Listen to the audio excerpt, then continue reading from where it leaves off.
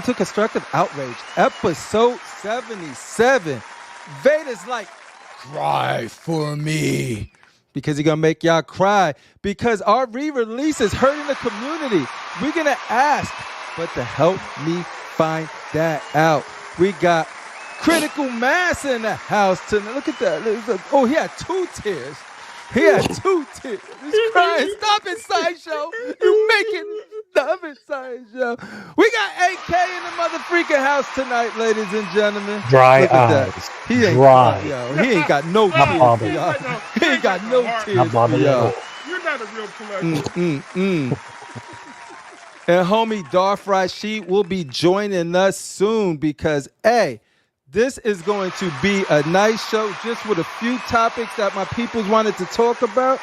Yo, calm down, people. Calm down. But yeah, Rasheed will be joining us soon, and we're gonna be talking about it. But before we get on all of that, yo, AK, how you doing? I'm doing all right. What's going on with you guys? Just Comic-Con's chilling. next week. You excited for that Comic-Con? The NYCC?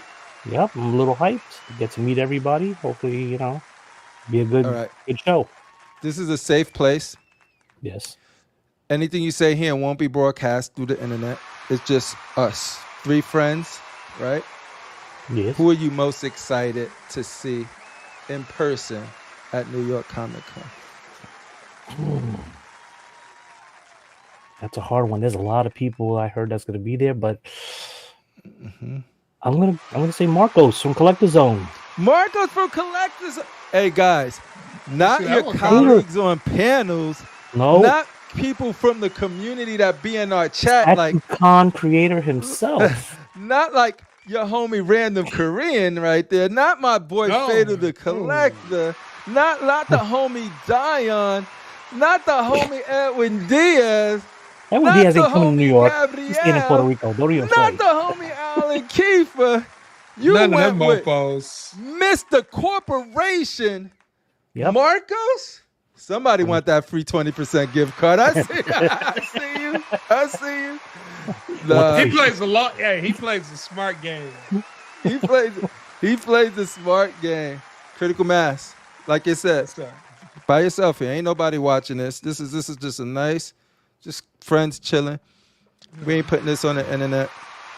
Why the crowd still going? If you were going to New York Comic Con, who would you be? Minus me, who would you be most excited to see at New York Comic Con? Oh my God, you put me on the spot because I know my brother Would it be is gonna be there. Rasheed's gonna be there. Would it be I Elton? already met Ro. Oh fuck, Ro. We already met that fool. You met Ro? That pretty mother freaker. Got that hair. Did you check out the hair? Did you check? Yo, he had some fly. Yo. He had some fly. He had some Rico Suave hair. Yeah, Ro know what he be doing. What type of moose you be using, bro? Hook a brother up. I would have to flip a coin between Rasheed and AK. Remember, Beast 51 gonna be there. Between Rasheed and AK. 51. We met. We met. Okay. Yeah, y'all the muscle. It would be a flip of a coin, and if it was heads or tails, I would be happy either way. Gotcha. What about Ledge? Oh, I met that fool too. I met that fool first. He over there touching statues and shit. I said, why he over there touching Hawkman with the long ass wings? And I'm like, are you supposed to be touching it? He said, it's okay. I'll buy it if I break it. You know that laugh you got. This is gonna be a nice intimate show right now. We got something nice planned for next week. A little bigger, but for now, we just want to get shout out to Shane. Hope my brother's doing well. But yeah, so he's on assignment. We're gonna talk about we got a multiple different. We got the pricing. We got the pricing of Vader Mythos, the 1/4. We're gonna talk about. We're gonna talk about the impact of just that statue and other statues. Look. You say his name. Yo, we said his name twice, and he shows up in the chat. If we say it one more time, he might be on the show. He just might be. Shane. He sensed the disturbance in the force. Said it. He who shall be named. That is Darth Shane. That is Darth Shane. So yeah, let's get to the people in the chat, and then we could just start the shizzo. Cause yeah, we got some cool stuff to talk. We got some interesting stuff to talk about. All right, but first, I need to get these people to stop clapping. We got to get them to stop clapping. Here we go. Put the wrong label on me, I'ma get him dropped. Sweet chin music and I won't pass the ox. Yeah, y'all heard it. Y'all heard it. Shout out to Random Korean. Press that random button. You never know what Random Korean gonna pop out. I'm hoping it's like, I don't know if I want it to be Stray Kids, Felix, or do I want it to be dude from BTS, the rapper dude? Those are some cool Koreans. We got Gabrielle in the house tonight saying what's up to the people. We got the mintiest, freshest, most fresh breath brother in the community, Gem Mint Collectibles. Yo, how's your Ghost of Tsushima playthrough going? I want to see you play. I want to see you play something new. Something new. Oh no, his Wukong stream was fun. I really enjoyed that one. Yep. Dude, he played through what is that PlayStation game? He said he was gonna play through it. You know which one I'm talking about? Astrobot. He played through Astro. He said I'm gonna play through Astrobot. I blinked and he was already done with Astrobot. Damn. That's a pro. Shout out to Fatal the Collector in the house tonight. Yeah, we got to talk. Y'all been going ham over there on Cool Nerds Mondays. 7. He had an Eastern time. That's what confuses me. I want to get it back. I want to get it right. But shout out to Fatal. They were going ham on my Bishop Ball portrait. The disrespect. Me and Herc got some words. me and Herc, we gonna have some words. You mean the Bishop with the Soul Glow perm? No, the other one. That's the one he wants. He liked the Soul Glow one. They didn't care for the ball head.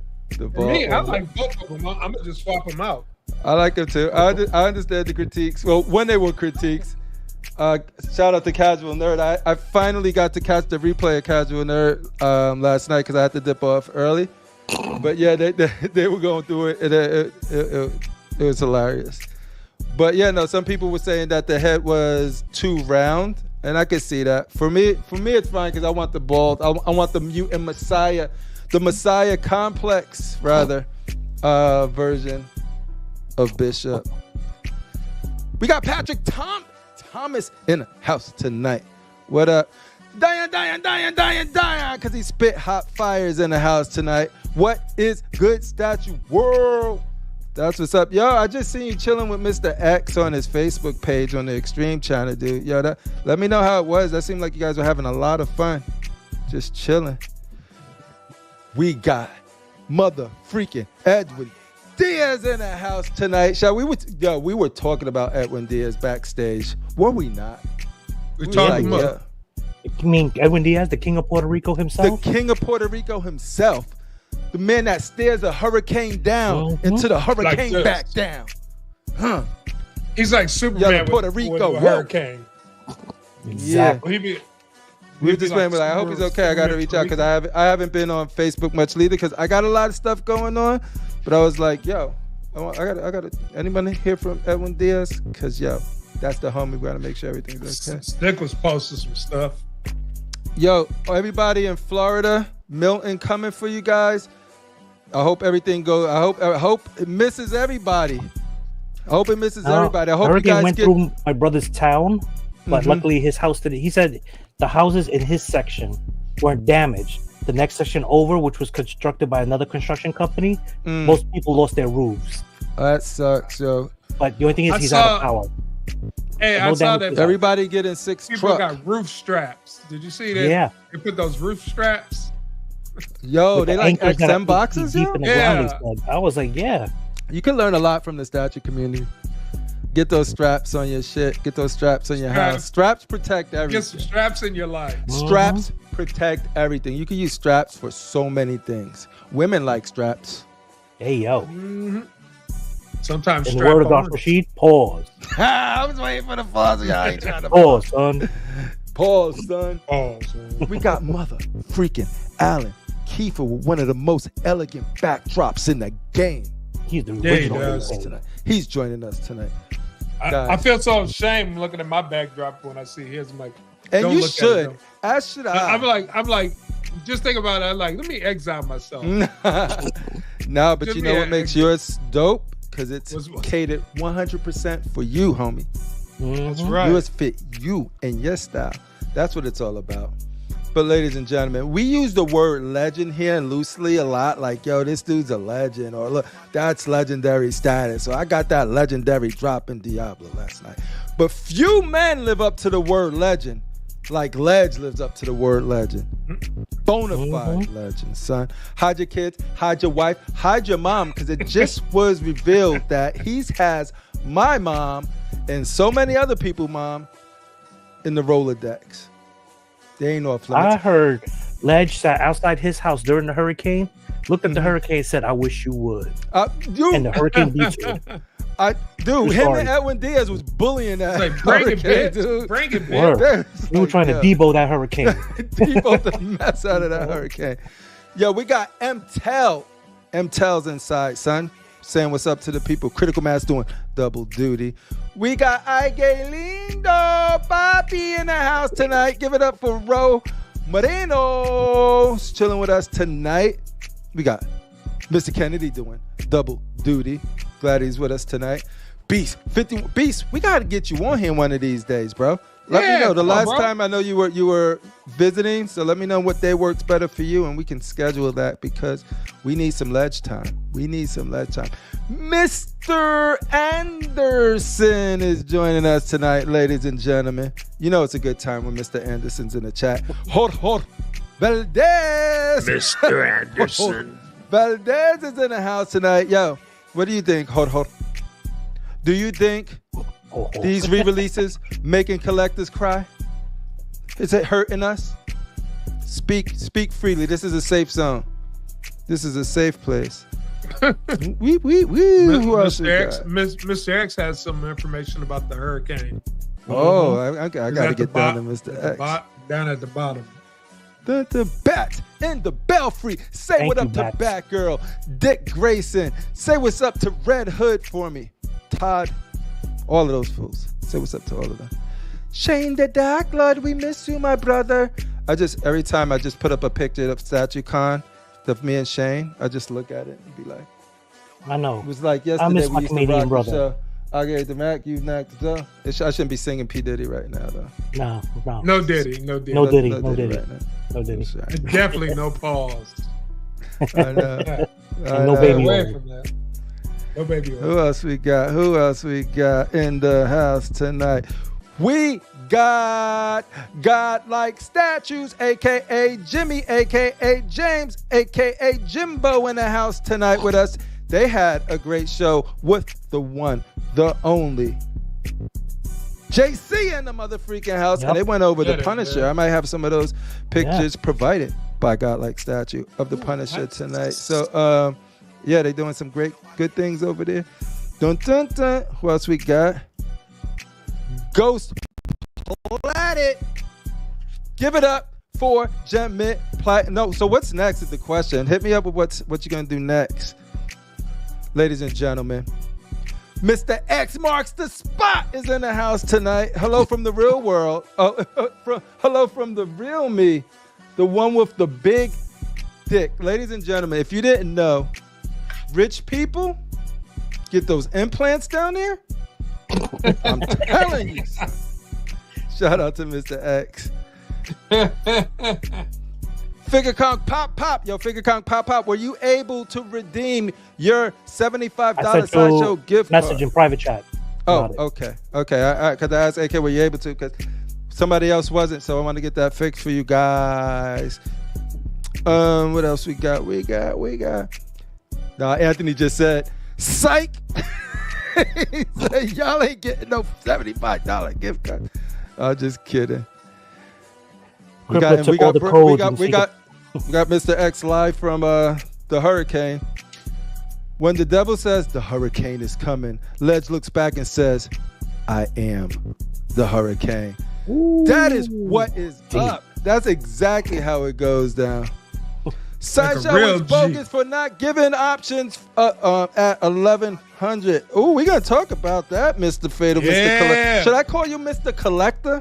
1125, Mr. Fatal. We're going to talk about that. We're going to talk about the price. Ladies and gentlemen, when you look at heads and you glancing around and you thinking about heads, what head comes to mind? Pause. Because when I look at head, there's only one thing that come to my mind. Just the jarhead, ladies and gentlemen, with his round ass head. Shout out to I didn't know where you were going with that one, Crip. Just follow me. It always leads to some place. You never know. The mind ladies of the CriPPleR. The Extreme Channel says, actually, once I became rich, I was stoked I could afford the reduction in surgery. Dude, all of those ladies pre-wifey was like, yo, no, I can't handle this. And now you dealt with it. You dealt with it. Was that your nickname, Tubu Cool, Mr. X? He had a t-shirt. Mr. X Tubu Cool. Jemit says, getting Quake Remastered plat, and then Quake 2 right there. Dead Space Remastered. Oh, Dead Space Remastered is really, really, really good. That's one of my favorite games, Dead Space Remastered, if I'm being honest. I like Jim because he plays, he doesn't play what's hot. He plays whatever he wants to play at the time.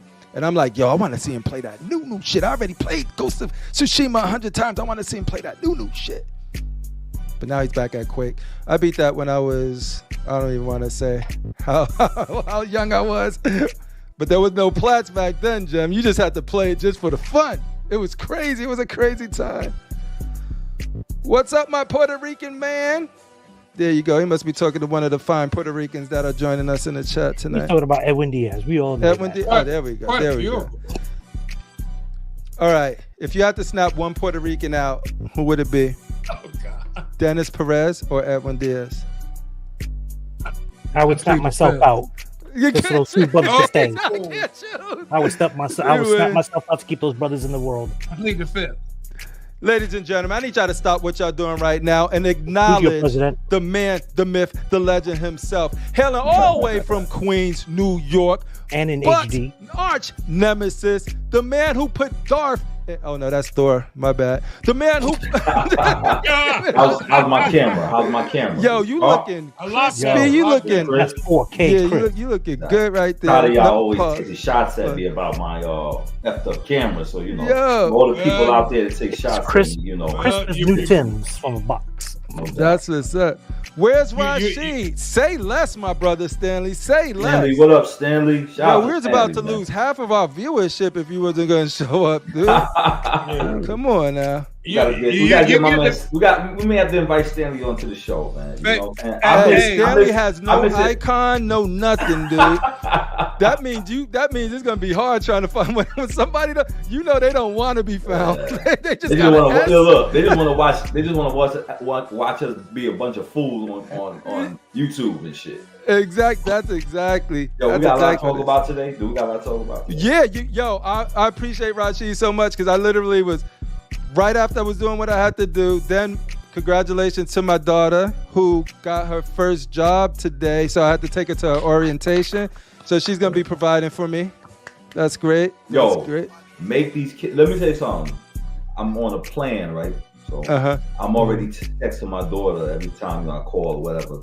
I say, yo, listen, this house is going to be yours. So when you turn 18, I want you to take over the shit. I said, I'm out. I'm going to Thailand. Yeah. But really, it's mean you're gonna take care of this fucking house. And it's gonna be transitioning you take care of daddy now. Dude.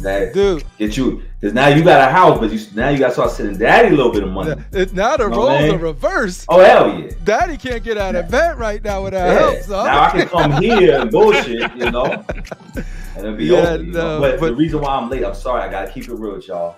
Talk to me. I'm watching Game of Thrones for the first time, man. For the first, I'm into this shit. I'm into this shit, man. But what I was surprised was the beginning was so slow. I was like, how do people get into it because it's so slow? But Game of Thrones, I want to kill that kid, that Joffrey motherfucker. I want to kill that kid. He reminds me of a lot of people that I just want. Yeah, man. I'm the king. You know what I'm saying? Like, if you do anything, like, he was torturing people. Like the dude sung a song, and he goes, you know, what you like better, your tongue or your fingers? And I said, don't answer that shit. And he was like, and he answered. I think he answered, and he said, yeah, cut his tongue off. I was like, damn, what did homie do? I could imagine he would have did have me killed. I would have been cursing him out. I'm like, your mother sucks a big one, and kill him now. Yo, Joffrey's such a good actor that he still gets shit. He cannot do anything in real life or get casted for anything else because people hate him.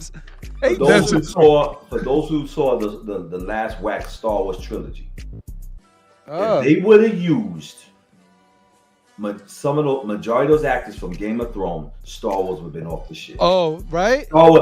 Jon Snow, I would have used him. Jon Snow, the dude that played the vampire in the vampire story, I would have made him play Darth Plagueis. Man. Wise. Dope. Speaking of Star Wars. That played Captain Phasma. I love her, man. And I think just the destruction of a character. Yo, get this shit off.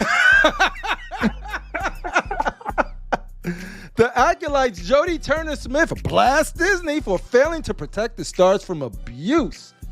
First of all, and listen, get that of course I'm a newbie and I'm a person of color. That shit was trash. Are you? I didn't know that. I thought you were white. It don't even gotta be deep, yo. It don't even gotta be deep. CriPPleR, shut up. Uh-oh. Next time I see you at StatueCon, your head's not in cornrows. I don't care how big you are. I'm gonna put you in the headlock. I'm gonna pull that buckwheat mop off your head, homie. So what the fuck's going on up there? And you think it's gonna be a fair fight? It ain't.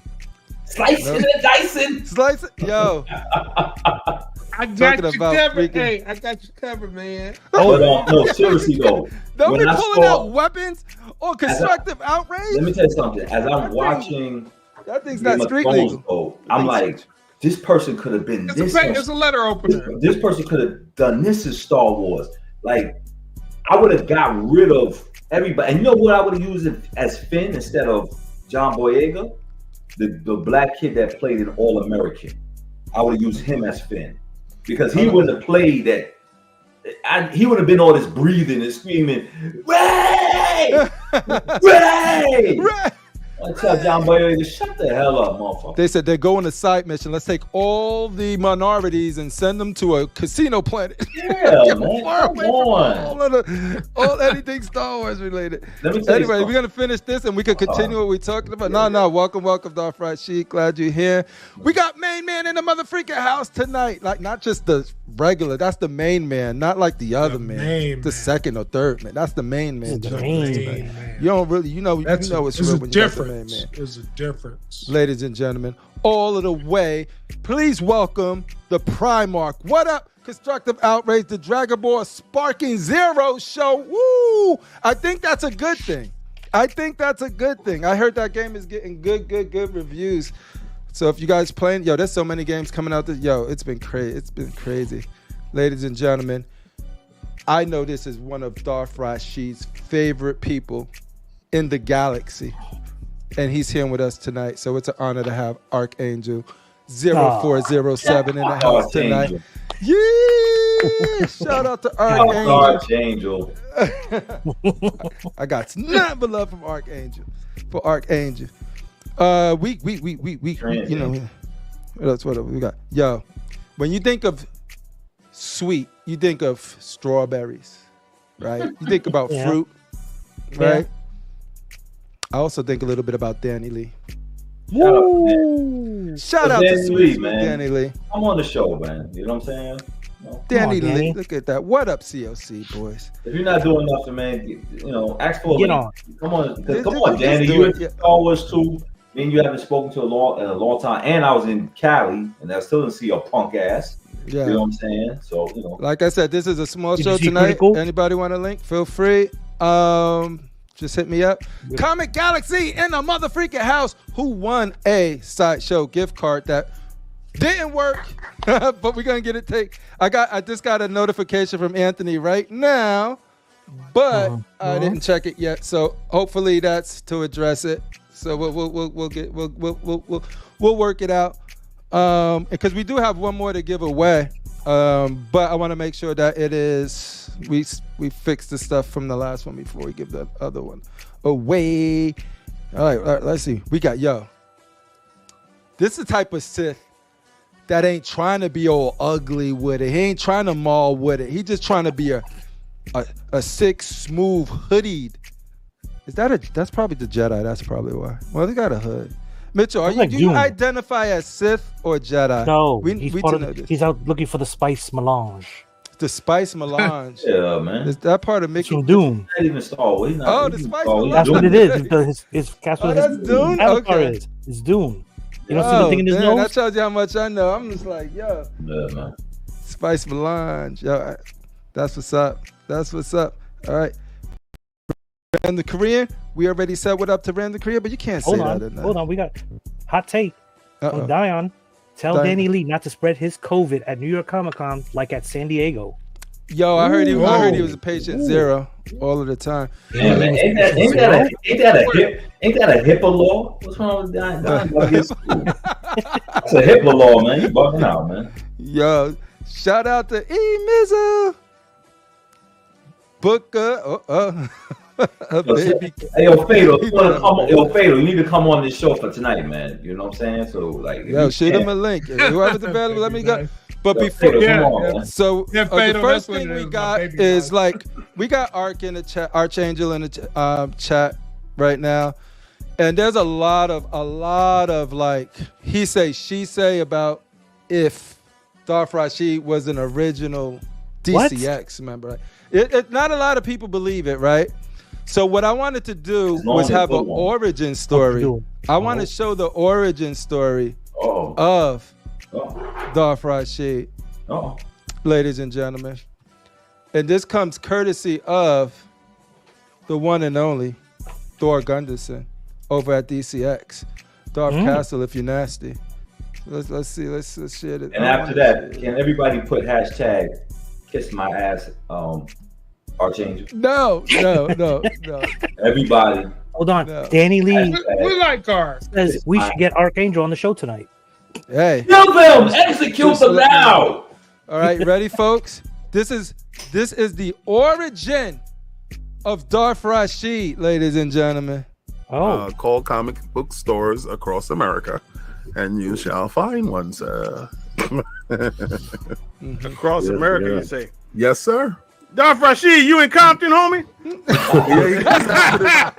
He got his hat to the back. Compton is the city that I'm claiming. I'm in Sacramento right now. You know what I'm saying? Oh my!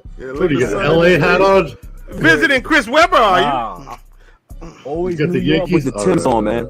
Yeah, that's right. They know you from New York, so you got them Timbs on. Man, ain't nothing in Sacramento over there. You doing in Sacramento? Going to watch the Tigers. I'm doing things, man. Going to pick up other things. What statue picking up? Well, I got my Rancor coming in. Look how happy he is. That Pyro Darth Vader. Yeah. And I got Dingo coming. Too if you have things in your life. What the fuck is that? Well, yeah, what's Pyro Darth Vader? Oh, is that the one with the helmet? The helmet's all burnt or something? Is that? Yeah. I think. Yeah. Oh, okay. Yeah, he's out there. He out there. Somebody didn't want to ship it, so he went to go get it. This is how Darth Rasheed rolls. He said, "Oh, you don't want to ship?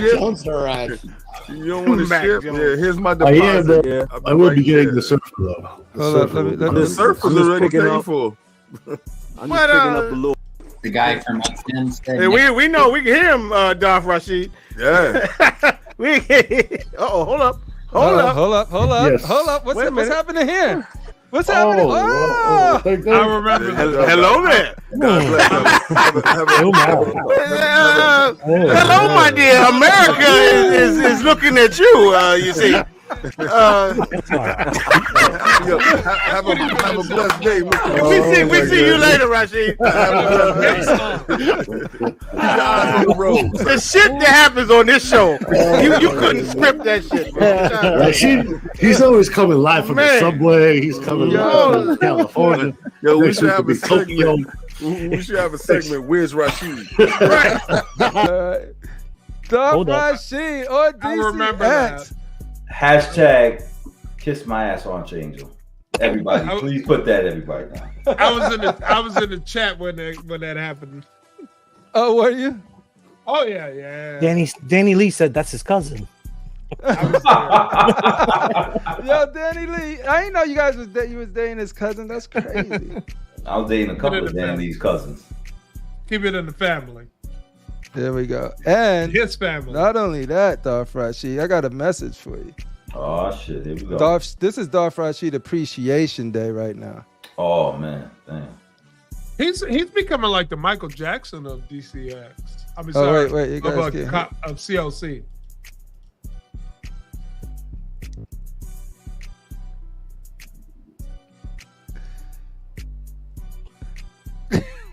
What is this? A message that we can't hear. Exactly. I don't read lips. Oh, y'all didn't hear it? It's no. Not coming out? Nah. You failed us, CriPPleR. Oh shoot. Reboot. We'll get that one back when we get some audio though. But yeah, but thank you, CriPPleR, for because you know your man Archangel be always spreading these damn lies that I wasn't with DCX. Hey, DCX got real live when I came on it. So yeah, Dor hit me up. It was just sort of like the Origins of Darth Rasheed, and I was like, oh shoot, I'm showing this on the show next.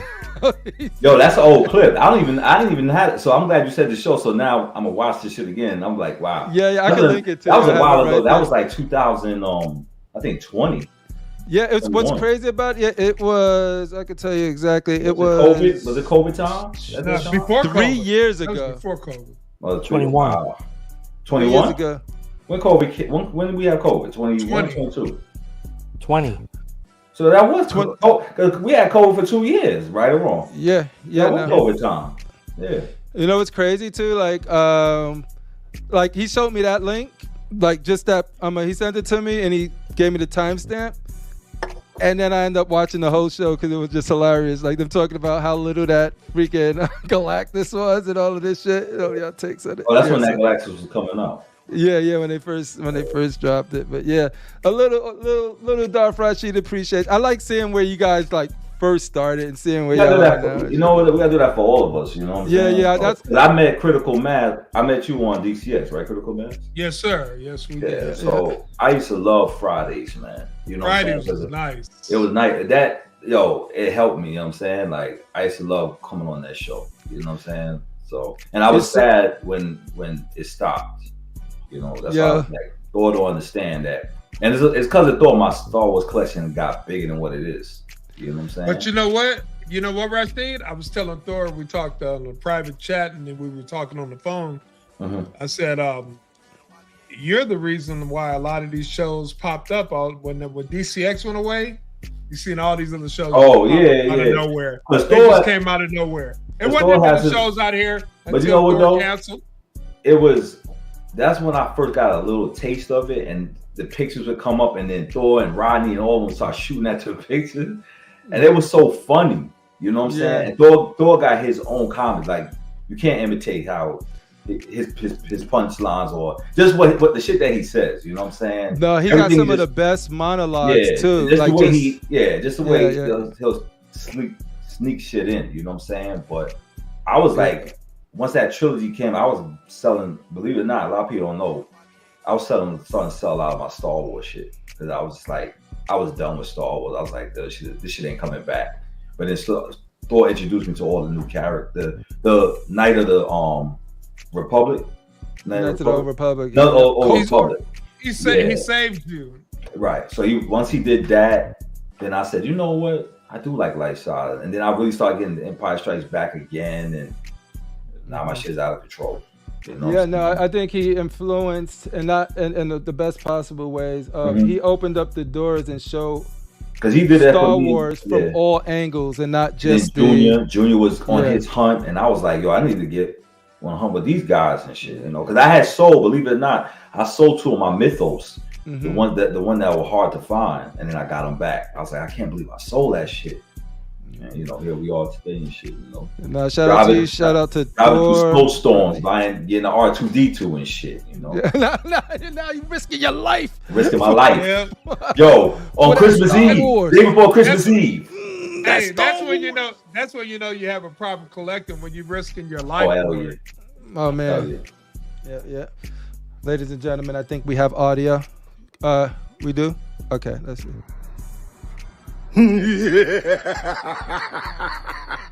She said no boom boom with soul brother. She said tubuku. No more boom boom for this baby son. Love you, Rasheed. Peace, brother. It's funny because I didn't want to play their whole thing, but he said some funny thing about it. He was like, I don't want to be racist right now. He's like, can I just say it one time? But I got a sense of humor. So when he said that shit, I said, at first when I got off the shit when I was in Sacramento at that time, I was like, this motherfucker, because he was like, I forgot what's the word. I love you long time. And shit. Yeah. Too cool. Yeah.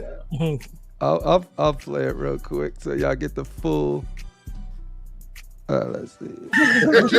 Man, I swear to God, I want to quote some shit from Full Metal Jacket, but I ain't gonna do it. Yeah, I know. I'm not gonna do it. Oh, that looking nice right there. Oh shit! I didn't mean to show this. That's for later on. What Chris was about Yo, to your say. boy Darth RASHEED got me off. The guy Darth RASHEED that came in. I gotta do one. Y'all gotta let me do one. Oh, God. Go for it. He said no boom boom with soul brother. It's too buku. It's too buku. I knew you was going there. That shit had me laughing when I was watching that shit. You know what's sad? When I see stuff like that, it made me feel like eventually all good things come to an end. Yeah. You know that's why I hate when things do like that. You know what I'm saying? Because of course life changes and it changes people's lives, and you know each one of us been through something, and you know. But it's like you don't want to see nothing end. You know what I'm saying? You know, that's why it's like you gotta enjoy your youth and shit, man. You gotta enjoy it. It sucks for me because y'all got to watch this stuff live. I'm going back, so like I'm literally going back and watching some of this stuff, like or somebody will link. And I remember I used to see your name. He used to be in the chat, and I remember he was like, "Yo, I can't." He said, "Yo, I usually agree with you, Rasheed, but I don't agree with you this time." Oh no, I don't give a fuck. That was sick. Yeah. No, I remember. I said, link this. Yeah. Because I think that's what I literally started watching right around the time Collector's Corner started, right? And so that's when I discovered you, and then followed you to all of that. I was like, yo, Rasheed's doing everything. And it was a good thing though, because it was like I made cash on 6 channel, I think. Yeah. But I think that's what it is, because it sucks that, like I said, you guys got to see it live daily. I'm going back, but you could tell it had something crazy going on just with the chemistry. Let me tell you something, but every Friday, because even Friday, I still had to work the next day at my other job, but I used to love Friday. He always say, yo, you want to check, you coming on tonight? I was like, yo. And every Friday, I loved it. You know what I'm saying? It made me happy going to work the next day to listen to the shit and everything. Yeah, it was nice because I remember it came on. My time was 6 p.m. Right. So I would be. I usually get home about 4:30ish. You was on? So, the first show I won was sick. But to be honest with you, the first time I did a group chat one time, but it wasn't live. But what you call it? What was that show that was set in stone? Immortalizing Stone. Immortalizing Stone. Well, I forgot. Think about that name. That's such a dope name. Immortalizing Stone. Lou and who else? Who was it? Lou and I don't know. I just hear you guys talk about it a lot. So that I like to do my history. But he passed away. Both of them passed away. Yeah, that's people that know Immortalizing Stone. Throw it in the chat. But it was Lou, and I forgot my man's name.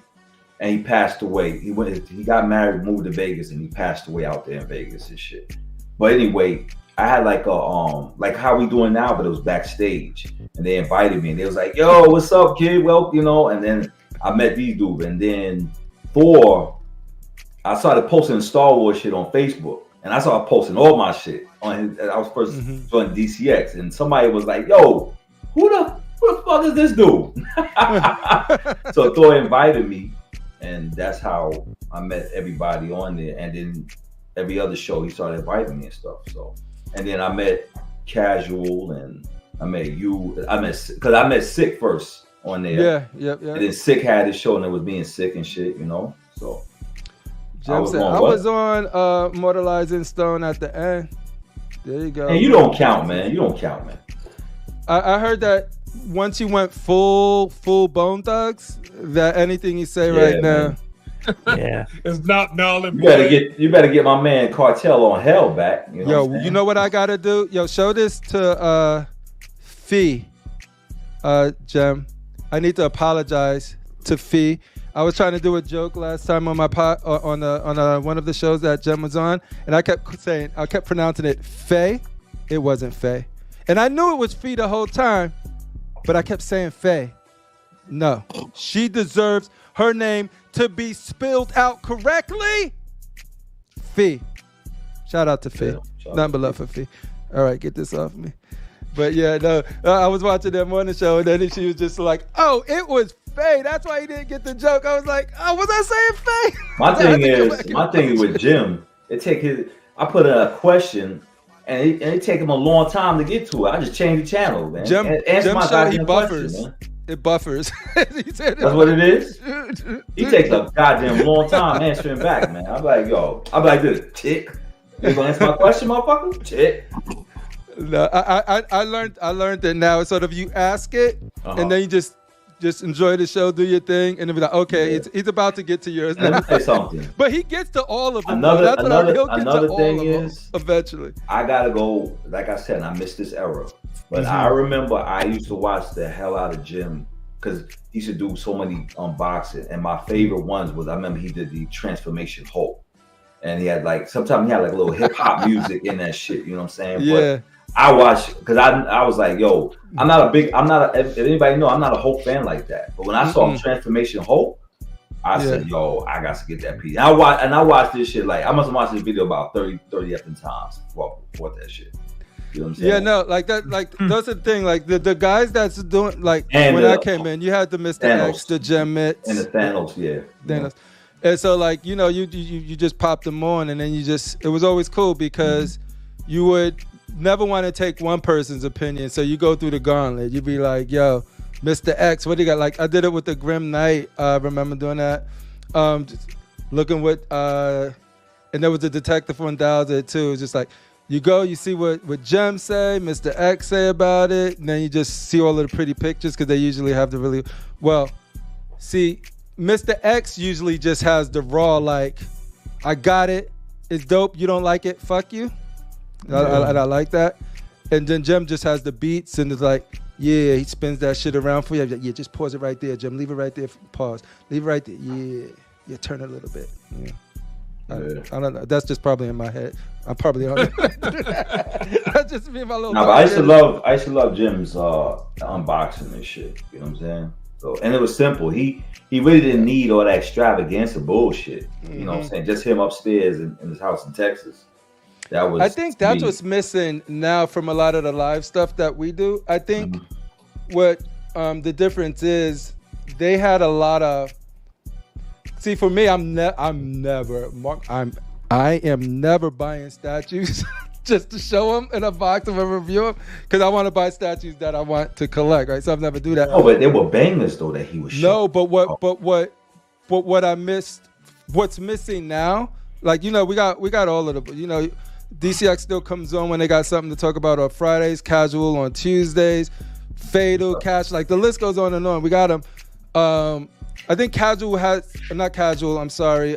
Fatal has the most statue shit, like unboxings or a new piece that gets in, right? He's one of the few left that actually gets pieces. Yeah, there's one scumbag that has a statue every time, but we don't talk about that. Yeah, Mr. X still getting a bunch of shit in, but like I'm talking about more like on a live show, like a live show and go and they talk about it. I just not statues we getting in, just sort of like this is the reveal type shit. This is the statue. This blah blah blah.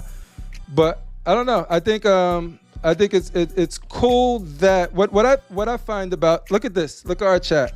Mr. X in here, Gem in here, and Dor sent the video. Like the fact that they fucking with the newer people that's doing it in a way is dope as hell, right? Shout out to Dor, man. Shout out to Dor. So shout out to Dor, man. Because these are the like usually you know how you get some of the people who did it before you and they just sort of like, nah, son. Fuck those new guys. Back about that we do it. It's not like that with these dudes. They just sort of like, yo, do you enjoy what you're doing? And all question. That stuff. Let me ask all y'all on the panel and in the chat. There's something happened. I posted it last week. Yeah. Have any of y'all? Did y'all know that they lace pizza with weed? Huh? That's why pizza's so good. No, mother. Well, I know you can like weed with anything. Check us out. Oh, shout out to Matt Collections too. Matt. I don't smoke weed. Never smoked weed in my life. Okay. How did you feel after that? Hold remember on, you hold posted. So this dude, he on his side job, he has a dispensary. You know what I'm saying? And he's always giving me edibles. I don't take the shit. I got edibles right now. I don't take this shit. I'm not into drugs. I just don't want that shit. So he comes in. I'm thinking he got food from an Italian spot. You smell the garlic and everything. Looks good. So he has a box, right? But it has the weed plant sign, right? So, but I'm thinking that he just used a dispensary box to carry food in it.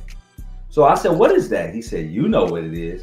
And I said, "You know what this shit is." So he opened it up, and I said, "Oh, you got some Italian food. All right, cool." So the end of the night, he goes to me. He goes, "Yo, you want a slice of pizza?" And I said, "I'll take a piece," because I said I'm eating. I got food at home, but I'll take a piece. So he cuts it.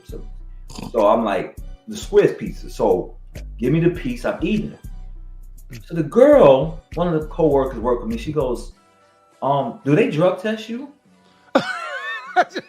I said, "No." I said, I'm retired anyway. No. So she goes, "No, but do they drug test you here?" I said, "No." So I'm like, why the fuck is she asking me, do they drug test me? So I said, why y'all asking me to do a drug test? You were getting like high at the job. And she was like, because there's weed in the pizza. I said, get the fuck out of here. So I'm eating the pizza, eating the crust and everything. And I'm like, ain't no weed in this goddamn pizza. So they're like, no, there's weed in the pizza. I said, so I'm thinking they all playing games. I said, ain't no weed in this pizza. So there's one guy that's a little serious. I said, yo, Nick, is there weed in the pizza? And he said, no, it's weed in the pizza. I said, what? I wanted to kill this motherfucker. You know what I'm saying? Yo, I'm like, why you give me weed? Because on the real shit, he did have weed. It did say stone on the box from the restaurant. I'm out of tune when it comes to this drug shit. I'm out of tune. I don't do that shit. So I'm walking. I talked to the manager. I said, let me ask you a question. Is it weed in that pizza? He said, no, it is. That's why what's that man come to work? He's fucked up. Verified. Right. So I'm walking to the bus and I'm just thinking I'm gonna see, like I said, never smoked weed in my life to this day. So I'm thinking I'm gonna go. I said, I'm thinking I'm gonna see images and shit. So I'm on the bus. I'm okay. I walk to my car. I'm like, yo, I don't know. I don't know if I feel a little sleepy. I don't know. Got my house, turned on the lights. I felt that shit. Yo, what if this is the spark that gets you down that path? I don't like. I'm gonna tell you why. I like to control. Like I can go out. The highest Rasheed want to be. 2 shots of Bacardi and Coke. That's it. Or give me that. Give me that Southside Queens Hennessy. But other than that, 2 shots of Bacardi and Coke. That's as high as I want. Now I don't know how high you mother effers want to be. but that's Coke is high, pretty high, bro. I said Bacardi and Coca-Cola, motherfucker. Stop playing with me, man. CriPPleR. CriPPleR, let me find out I'm more New York and more street than Rasheed. You are. I've done weed. Even I've done weed. I've done edibles and X and Molly. You said that like Anthony, that you should get some platinum trophies for that. And Kimmy, you want to know secret though? And it's not to go into the rap shit or whatever, but 50 Cent does not do drugs and he doesn't drink. Do you know that? Yeah, I know that. I never when my boys used to be smoking weed, we used to be on the corner, and while they smoke weed, I was out there doing graffiti. So they would watch out for the cops as they rolling, and I'm doing my graffiti. And this is what I used to do. This is what I used to say. I would say, how much did that weed cost? It said it was a dime bag, right? Oh, it's $10, $5, $5. Then I said, how much for the Dutch? About $2. And I used to always tell them, you could have got some chicken wings and French fries for that shit that you just wasted. And they used to be like, get the fuck out, go do your graffiti, get the fuck out of here. Yeah. But I'm sorry. I'm not into. I never wanted to. Dude, you never have to apologize for that. Hold on, just brought out a fact. But it is, and I still, even though I ate weed pizza, to this day, still I never had weed, and I stand on it. All right, but when they had marijuana in the pizza, were there pineapples by chance? No, mother effer. What a missed opportunity! I know, what a missed opportunity! But I'm gonna tell you. When I came in my house, I was high. And I said, oh shit, I feel that shit. Yeah. What I did was Boba Fett talking to you? He's like, I got a mission for you, Rasheed. That's what I thought was gonna happen. I thought I was gonna say, I thought Han Solo and Carbonite was gonna start coming out with Carbonite. But it didn't happen like that. No, I just went in my cage. Edibles will have you like that shit. No, well, yeah, but listen. Edibles will have Han Solo coming out of carbonite. He gave me 3D. He gave me the gummy edibles, right? And the well, I'm not gonna say what. Somebody wanted one. I gave one. It just put them to sleep. They told me. It just made me go to sleep. And I still have them right now, Mr. Kennedy. And I don't take them shits. Because I'm scared. Sometimes people say that's with your heart, and I just don't play that shit. So Rasheed, when you need to pack that up in a nice little gift wrap, and when you see AK at the convention, give it to AK. Say, hey, listen, AK. I will give it to AK. I will say, here, AK, there you go, enjoy. Don't call me. Don't call. I'm glad you're okay. I kind of wish that you would have had a show that night. Oh, that would have been nice. Man, that would have been really nice. Yo, Crip, I would have been like, yo, what up, kid? I would have been out, man. Well, speaking of DCX that fell asleep once. I remember somebody was on DCX. Well, somebody want to keep this motherfucking show going on to goddamn I don't know how long. I'm tired. It wasn't my show. Okay. When you fell asleep. We got a topic. Let's steer the ship right back. Yeah, let's go to the topic. Okay. Let's steer the ship straight. We way left. I got a message for Sideshow. Okay. I'm a little pissed off, but yeah, go ahead. Stop hurting my fellow collectors. You're hurting them, and there's tears, and it needs to stop. I don't like seeing my friends upset. Sideshow, I'm upset. I done spent a lot of money with you mother effers, and I'm a little upset with y'all, man. For real. Sideshow, please. I done spent a lot of money, man. You know what's funny? And it's all because of this guy. You will show me some tears. So the funny thing about this, right? We did our show last week, and we had Anthony from Sideshow on, right? Did our thing, had a blast, and then we backstage, and then he says, "What do you got? What did you think about the mythos?" Like I was like, because I seen a picture, I didn't know it was 1/4. I didn't know much about it till like after the show. We talked about it, and I was like, "Ooh, brace yourself." I was like, dude, because I know how this is gonna go over. But I know Fatal the Collector on Cool Nerds Monday nights talked about this, and I know Casual Nerd talked. I talked a little bit about it. I know Rasheed talked a little bit about it. But we want to give AK and Critical Mass a chance, and all of us to have a discussion about it, to see where we stand, see where the people in the chat stand on it. Since then, there was some breaking. I don't know if it's breaking. The price has been revealed for it. Mm-hmm. I know that the original ones. Let's bring up this site because that'll have the accurate information. Mm-hmm. And we can just talk about, like, the first question I ask, and I'll go around, is like, let me put Rasheed here because I know he has some stuff to talk about. Do you own? And I'm gonna go around the table and ask everyone. Do you own a current 1/5 Mythos statue? Yes. Awesome. And when this news hit, how did you feel about it? Wasn't happy about it at all. Tell us why. First of all, it's 1/4, right? And Matt was on Facebook going back and forth with me, talking about, oh, you should have got, it's your fault or whatever the hell. And I'm like, how are you going to say that? The Mythos line has always been 1/5. You know what I'm saying? And shout out to Buck, because Buck made a lot of points. And I understand what everybody's going to say. The companies don't care. It's about $1. But my thing is this. The Mythos line has always been 1/5. Yeah. So now you made this Obi-Wan premium format, and you made that a Mythos.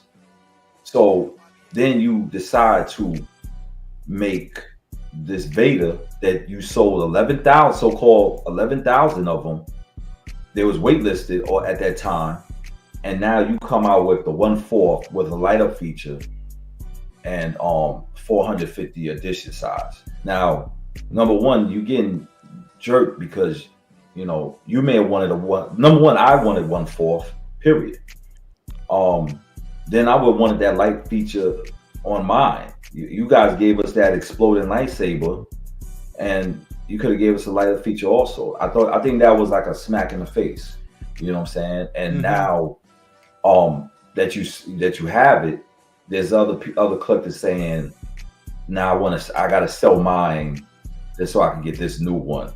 And I always wanted 1/4. When they could have made 11,000 of them 1/4 and made money. Because I think at the end of the day, they profit $6 million off 11,000 Darth Vaders. You understand what I'm saying? So imagine if they made just straight up 1/4. They would have profited way more, because you add up the 1/4, it's about over 500,000 that they make. You know what I'm saying, off of this. So I think that wasn't fair for the people that's been buying Mythos from day one. They knew people were buying Mythos from day one because that's why they came up with these Mythos. You understand what I'm saying? Everybody had the classic Mythos, then they came up with these Mythos, and everybody was happy for it. You know what I'm saying? So now, what am I supposed to do? Now I'm asked out because of this. Yeah. Now you want me to spend more money, or and it just shows that you know what it is? I'm not really crazy about the reissue. I don't care if people say, oh, not the same style because it's smaller. I don't like that type of shit. Because like I spoke on the other show, ECC could have made that markers. They could have reissued the markers before pop culture and made more money.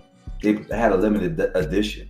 You know what I'm saying? And I think that they should stop then saying this is limited to this number. And sometimes I think they stop calling certain things a collectible, because it no longer becomes a collectible after that. That's my opinion, Yeah. So and it's there because it's like, on one hand you could say, are they a collectible company? Then you see collectibles like right in their name, right? It is a collectibles company. And it's like you like. I mean, like, come on. I don't think that people want to go and sell. And I see people when they sell their pieces off. And I don't think none of us like to sell our pieces for crackhead prices and stuff. Listen, I don't have a problem not making a profit and breaking even and stuff, but the way they're going about it, to me, is hurting the hobby. This is my opinion. It's hurting the hobby. And then when people say they don't, this is what killed me. People say, well, you know what? I don't care. I just want the piece or whatever. But then there come a time when, God forbid, you have to sell your piece. Yeah. And now you can't even get with it. There's a person right now. I'm not gonna say their name, and we'll talk about it backstage. There's a person right now that's having a situation in their life, medical, and they're trying to sell statues, and they're definitely not getting those prices because they're older statues. Yeah. And the prices that they're asking for, people are not going to pay those prices. You know what I'm saying? Because the pieces that he's selling are no longer carry a value like that. You know? Yeah. Not that, like I said, I'm not in it for flipping. No, that's the thing. You can want your statues to hold value without being a flipper. Like they're not two different things. Cool. How about you, AK? First question: do you own any Star Wars mythos? No. When you heard this news, how did it make you feel? It didn't bother me at all. Tell me why. Tell me why.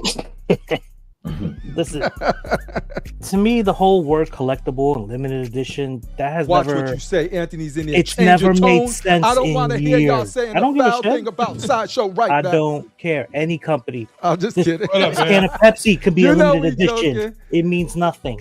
It's just a number. And they'll re-release it again in a couple of years. It is what it is. I'm sorry to cut you off. Now, when you look, well, again, you got to decide where you want price. That's why I'm saying scale bothers people, and it never bothered me before. That's why I'm like, I would rather have the 5th scale at a lower price than to pay more money for a bigger scale. And in this case, the price difference is major. There's a major difference between the two, and the scale. And that's the next topic of it. It's more of the. We're going to talk about the price Anthony, of it. Do you think that price would have been if they never came out with the 1/5, right? It was just 1/4. Do you think that would have been that price from the jump, or no? Like, say they. Yeah. You think for the light up? Yeah. After seeing what they did with Ghost Rider, yeah. Okay. That would have been the price easily. Cool. So for you don't own any mythos when they dropped the announcement. Look at it. It doesn't. But the thing is, there's so many people, so it fits collectors that want the 1/5, and it fits the collectors that want the 1/4. So any which way, both sides are going to be happy. Now, people that collect 1/4 may be upset, but all right, you call Sideshow, have your deposit transferred over to the 1/4. It is what it is. Keep it. What if you already bought it though? You understand what I'm saying? But you gotta remember when I got mine, there was no talk about no 1/4. That Obi-Wan wasn't even made. You understand what I'm saying? So now I'm upset because I could have had a chance to have the 1/4, but then you all of a sudden come out and say, That's what happened. And look what happened with the Pride 1 Superman. They didn't say they would have made it a smaller scale until the demand got bigger. Oh no, but I hear you. But that's why I think it's a crab. I think it's crab shit for them doing that. You know what I'm saying? I think it's crap. That's what I'm saying. Sometimes jumping on a pre-order so soon. What do you say to this, Anthony M? When people say, like JoJo say, Sideshow is only out to make a profit. Period. It's a business. Only thing they care about is the bottom line. What say? Exactly. No, I know that, but I still think it's a crap. I still think it's crap shit that they did. Yeah. How about you, Critical Mass? You're just chilling. You're chilling, and you're like, yo. First of all, do you own any Mythos statues? No, I do not. What? He says, I think it's crazy talk. There you go. Official. Yeah. Feel free to elaborate if you want to. What up, Anthony? Thank you for being here in the chat tonight. Let me know if you want a link. I could provide you one. Critical Mass, you said no. When you heard this news, how did it make you feel? Emotionally? I was excited when I heard about it, that it was coming out in 1/4 scale, and I was ready to jump on it. I did the notification, hey, you'll be one of the first people to know when this thing comes out. I'm like, yeah. I was all fired up for it. And I understand why people are salty over it, because they had the one size and now they got this other size coming out, and they feel like they've been cheated. And I feel for them. But as far as me, when I knew it was 1/5, I just didn't buy it. I said, I can't do it. Can't do it. But then when it came out the 1/4, I was as excited. But then, much like Ghost Rider, when I found out the price, I had to hit my brakes. But again, when people found out it was 5th scale, they were all clamoring for the longest. Oh, I wish it was 1/4. There was a lot of I wish it was. Why isn't this 1/4? Who said Sideshow wasn't listening? Sideshow heard. It may have taken time, Like, you know what's they were crazy, listening and they Anthony? did it. Because to that point, But Edwin Diaz in our chat, he reached out to me. It's the receipts are probably still in there. I was going through this phase where I was like, I was about to get every mythos, and this is after I got my Transformers. And the only reason I was gonna get them, I got the Asajj Ventress, and the only reason I was gonna get it, the only reason I was gonna get it was because it was 1/5, right? So let's say I got the Asajj Ventress, and I was gonna build the shelf and then have the rest of them out there. But he was like, yo, maybe slow down a bit, because that's right after I got my Transformers. And he was giving me some good advice. But let's say I would have got all of them. The reason I got them, because they were 1/5, right? So this is just for me, because Rasheed has his different reasons, because he got his wishing that they were 1/4. I got mine because they were 1/5, right? So if they would have came out with the 1/4, it wouldn't have bothered me personally, but that's because I got what I wanted. If I wanted 1/4, I probably would have not bought it, because they wouldn't fit where I wanted to do, because the fact that they were smaller is the reason why I got them. But then you flip that, and there's my boy Fatal in the chat. We had talked about it. So why isn't it 1/4? We do a Casual Nerd, all of the shows, right? I wish they would have did 1/4. I wish they would have done 1/4. Do you think after they made the decision to go 1/5, that even if people ask for 1/4, should they still not do it, Rasheed? Or do you think they should just leave it? This is what they chose to do, and that's it. Talking about now or back then? Yeah, now let's say that you sold, right, but people kept saying we wanted in 1/4, because there was a lot of people saying we wanted in 1/4. I wish it was 1/4. Why they didn't do 1/4? If they come out with 1/4, I'll buy it. We were sitting in StatueCon where a number of people were saying that directly to them. So they come like, should they not listen to those people and say, nah, this is what we decided to do? I can't. And that's it. The thing about it is, I can't tell what Sasha's doing. You understand what I'm saying? Because remember, they came out with the first Rancor was that the big Rancor, the one I had. And then they made the little miniature Rancor for people, I guess that couldn't like pose that size, display that size. So I mean, I understood it, but I just feel like you, Jim. We'll pull it up.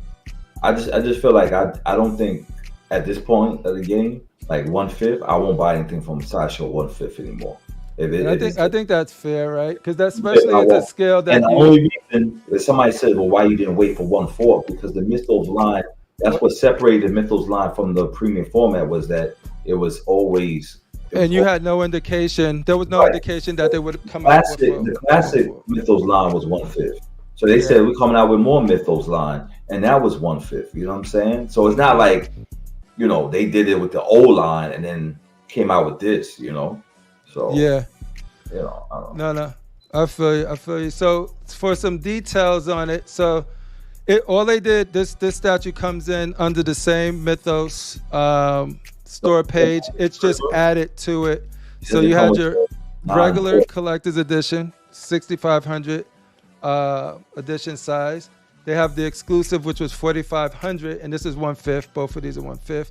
Then the two new ones that they added were the 1/4 collector's edition and the 1/4 exclusive. Only difference is the damage helmet, and they added a light up feature, which adding a light up to a lightsaber is always gonna be crazy. Like, it's just like, because then it makes you. The fact that it adds a light up, does it make it worse for you, Rasheed? Now they got the 1/5 doesn't have a light up, or does it make this one unique? It doesn't make it. It doesn't have a light up. So that's what I was upset about. Okay. But the thing is also the 1/5 has the portrait with him without the helmet, the burnt face. So it doesn't come with that. Okay, so so this one doesn't come with the click straight up. Click on the quarter edition. Click on the exclusive. Wait, hold on. This one right here. Yeah, right. It doesn't come. So with it doesn't that. come with this or the burning flame, the flaming lightsaber, right? Right. I mean, nobody cares about the flaming lightsaber, but yeah, it doesn't come with that. Dor, don't hate. Don't. This is blasphemy, Dor, but I actually like. I know he hated, but I actually like the. No, I love this Vader. Flaming, I love both the Vaders, but it's like I don't think. I don't know. Listen, it is what it is, man. We got Jose Elisa. You know, he's always dropping in some bombs. He said, all I hear is a lot of belly aching and crying. Everyone complained about statues when it came out because of a flaming sword lightsaber and other stuff. I remember that. You didn't hear me complaining. You didn't hear me complaining because I got this stuff. He bought that shit. Yeah. All right. So yeah. So this is what's crazy.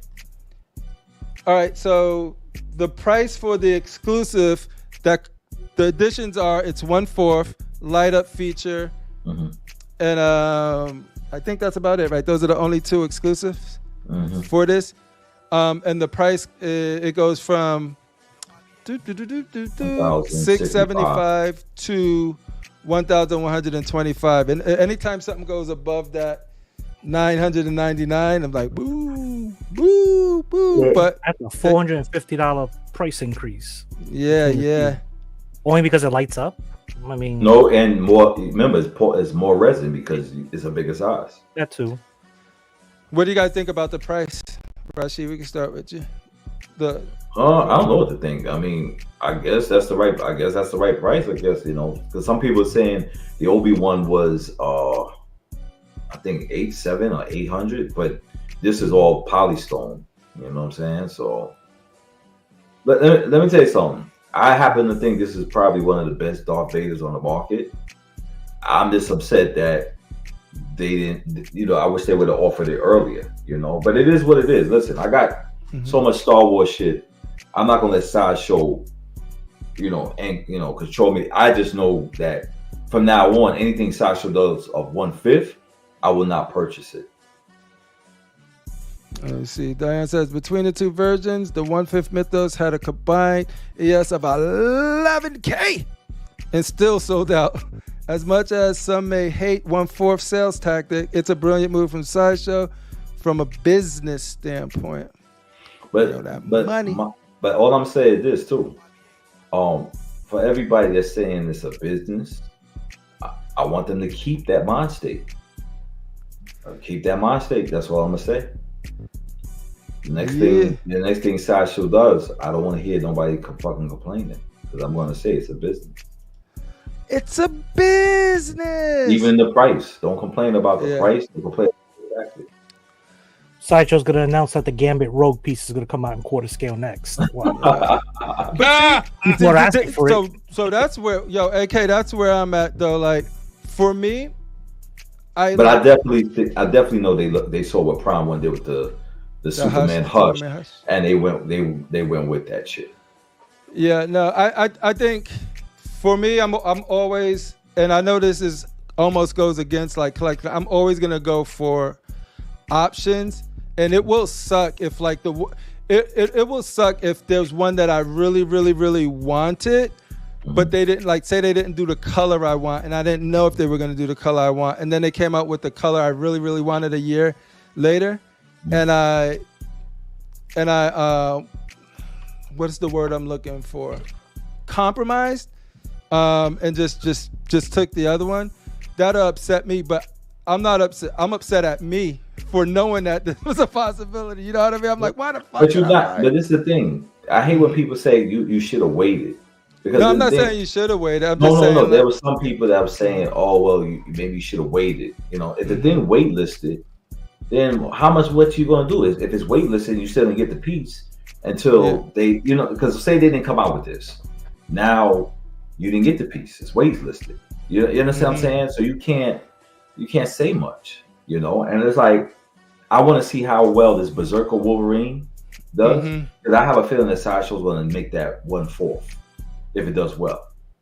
Because people are going to say that's what he said too. Right. He said that we had no license for the Mythos quarter scale back in the day. What? So that. Yeah, that still don't take me being upset. I don't give a fuck. So, I don't give a fuck. Take my shit back. Give me that motherfucker 1/4, Anthony. you want and then it would be straight. There you go. You know what I'm saying? You see all this shit I got behind me? You still have your boxes, Rasheed? Yeah.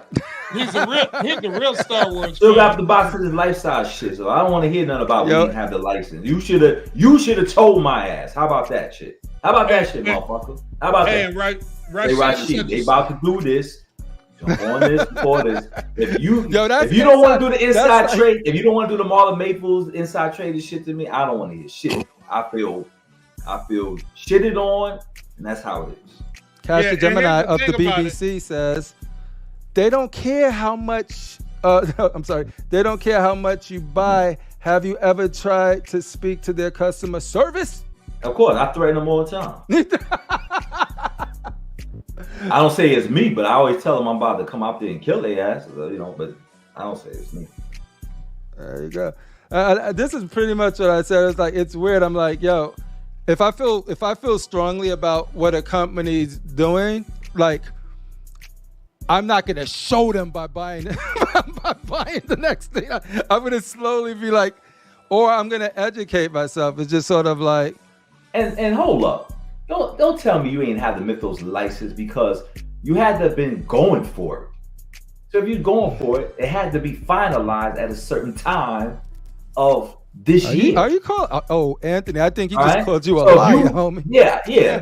My thing is this. Don't be a politician, because I call politicians' ass out all the time. I'm not one of these motherfuckers that can do Jedi mantra with. When you filing for a license, it takes time. Right? It does take time. You motherfuckers found out in 2024 y'all had this license. Oh, yeah, but we don't send him a link. Send Anthony a link. Oh, he's got it. You should have it, Anthony. Check your messenger.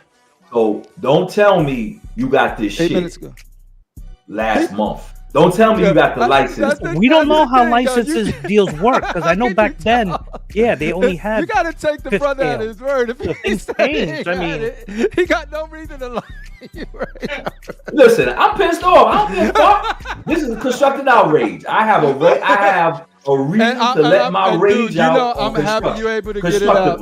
Right? I'm happy you get it out. That's what we're all about, Rasheed. What's cool about constructive outrage too is that we can get it out, and then we can get some context from We're about Anthony. to live up to our name. Yeah. This is all constructive. We felt the collective felt a certain way. It's cool we can ask. Anthony's gonna be on it. He could ask. I'll let y'all know how I felt. She clearly expressed how he felt. Anthony, all of us. It would have been better. It would have been better if. What do you guys think in the chat? If the Mythos line kicked out with the 1/5, and then they said we come with the 1/4, then we could have had multiple choice of what we wanted. You understand what I'm saying? What are some solutions? So like what could avoid such a have more clarity? CriPPleR, hold up. We don't know how license deals work with Disney and all that. Now, if what I'm saying they can only do 1/5. Mm-hmm. No, I get down the road, maybe that. They were trying to hammer out a deal for quarter scale, but they couldn't do it right away, so they were like, "Let's do the 1/5 now." No, Anthony's going to be able to talk to all of that. Sideshow did this. No, exactly. We only see it from one side. We don't know what the other side. I'm blaming somebody. Goddamn. What I'm saying is, let's say that they didn't have I'm going to take them at their word. Let's say they didn't have the license. Then people asked for it. What are some ways that we on Sideshow part, some things that they can do? We're possibly trying to get this. Ladies and gentlemen, we're working on this. This man wants all of the smoke. He's Teflon Don, aka Anthony Meth, that's in the building. Ain't nobody no goddamn Teflon Don when I'm fucking here. Fuck. Dude, I heard the wambulance. I had to come back. I had to come in and you seen the tears on the thumbnail? Yeah. I was like, man, I'll be back. Let me go get my 6 shoes. I was like, man, I heard a whole bunch of crying going on up in this place. Yeah, what's up, Anthony? How's your week going, man? How's it going, guys? What's up, Anthony? Trying to handle. What's up, man? What's up? But I'm crying. Anthony. I'm crying because of the price, Anthony. No. I'm not crying because of the release. I'm crying over the price. I can't control But Anthony, the price. Anthony, when it first came out in 5th scale, Right. how many people were crying that they were like, "Oh, I wish it was in a quarter scale"? Oh yeah, I mean, you got to remember the Mythos line came out. Man, the Mythos line came out I don't know the year when it came out, but the first one was Darth Maul. We did the first run. So the first one was Maul with his hand out. Which one, Diane? We had the Gamorrean Guard. We had Boba Fett. We had Obi-Wan. I have all of them. We had Darth Vader, but is holding the helmet. Yeah. And then Yoda. The Yoda was way late. That was recently. Oh. So then we had, Lucas had kind of was like, all right, you guys are pushing, slow down with the Mythos line, because when we do the Mythos line, we have to. I think I had talked about it before, where you submit a line list. First of all, we created the Mythos line. That never existed. There was some stuff that was like, Kotobukiya and stuff were kind of exploring like their take on some of the Star Wars stuff a little bit, but it wasn't necessarily what we were trying to do. Mm-hmm. So when we worked with Lucas and we're like, come on, we have these ideas of like what ifs, it's like the Marvel what if, like stuff that you didn't see, you knew existed, but they're very tight with it. Like they're tight with the Star Wars stuff. They don't want you to. I think we had talked about this in a past podcast. They don't want you to create some stuff that's out of canon. So they finally, were like, okay, we'll allow you to do it. Okay, well, what can we do with this? We're unsure that it's even going to work. People are going to want to see it, so we're not going to go give us. We want to pay for 1/5. We want to pay for 1/6. We want to pay for a quarter. We're like, all right, let's do 1/5. And here's our line list, and we're gonna roll with it. And this is what I'm talking. I'm talking years and years ago. Yeah. First initial stuff. All right, we go with it. We come out. It's a pretty good success, and it did well, and all the pieces pulled out, and that was that. And then there was all the movies and everything coming out, and all the projects that they had under their belt. That you got to remember, Mandalorian wasn't even being talked about. Ahsoka, none of that stuff. It wasn't even on the radar with them. But it started turning up in development and everything. So then, since that kind of is like those are stories that were never canon, that were coming out in these shows. So now they're like, you guys, hold off on all that stuff, because we're developing our own stuff. So now it became like the Mythos line, because as far as we were concerned, the Mythos line was done. Like it ran its course. But then we were like, let's see, now there's an opportunity, because there's all these new characters, and whether it's in animation or in the TV shows or whatever it may be, let's see if we can re-energize and come out with some other characters. So then we did the stuff with like the Kacheriks, which was Darth Maul and Asajj Ventress, and so now there was a second line. Then we were like, all right, well, these were doing great. But anyway, fast forward. So now we're like, we've seen that there's an opportunity to ramp up the Mythos line, and it would be adding cut and sew. We're not going to add cut and sew into the, we did it with Palpatine. And we were like, we weren't really. It did okay, but we really should have had that all sculpted on that, in retrospect. So we weren't going to go into cut and sew on that smaller scale. So our PF line, we have a line where we can cut and sew in PF. Well, what if we run it into Mythos and start dragging that in? So now we got the ability to do that. We got the okay to run that through our quarter scale license, and that's where you got Obi-Wan, which is the first one that has all the cut and sew, and that's Mythos, and that's the character that we had done before. Well, now it's like, okay, well, Vader did so well. A lot of people didn't get it. Are we going to do a whole other Vader? Wait. You said a lot of people didn't get it, and it did so well, and the ES on that was like 4,500. Yeah, there's a shitload of them. I think it was Fatal was every time he talked to, he's on the thing. He's like, man, I missed out on that because he held off, thinking that you'll be able to get it because it was the ES was so high. He slept on it, and the edition size was big considering what the line was, and he didn't get it, and he was always going, man. I wish I would have got it. I'll get on the secondary market. I'll get it eventually or whatever, So, it's that same type of mentality. We're always getting people going, man, are you ever going to re-release that? Well, we're not going to re-release it at 5th scale because then that really digs into the people that had it before, because now you're just re-releasing and extending that edition size out. You know, you would have to change it up and do something. Well, if we're going to do it, we're going to make it a little bit. We're going to make it different, which is now we add it into our quarter scale line, make it bigger, cut one of the heads out of it and the saber, because now it's not the same as the 1/5.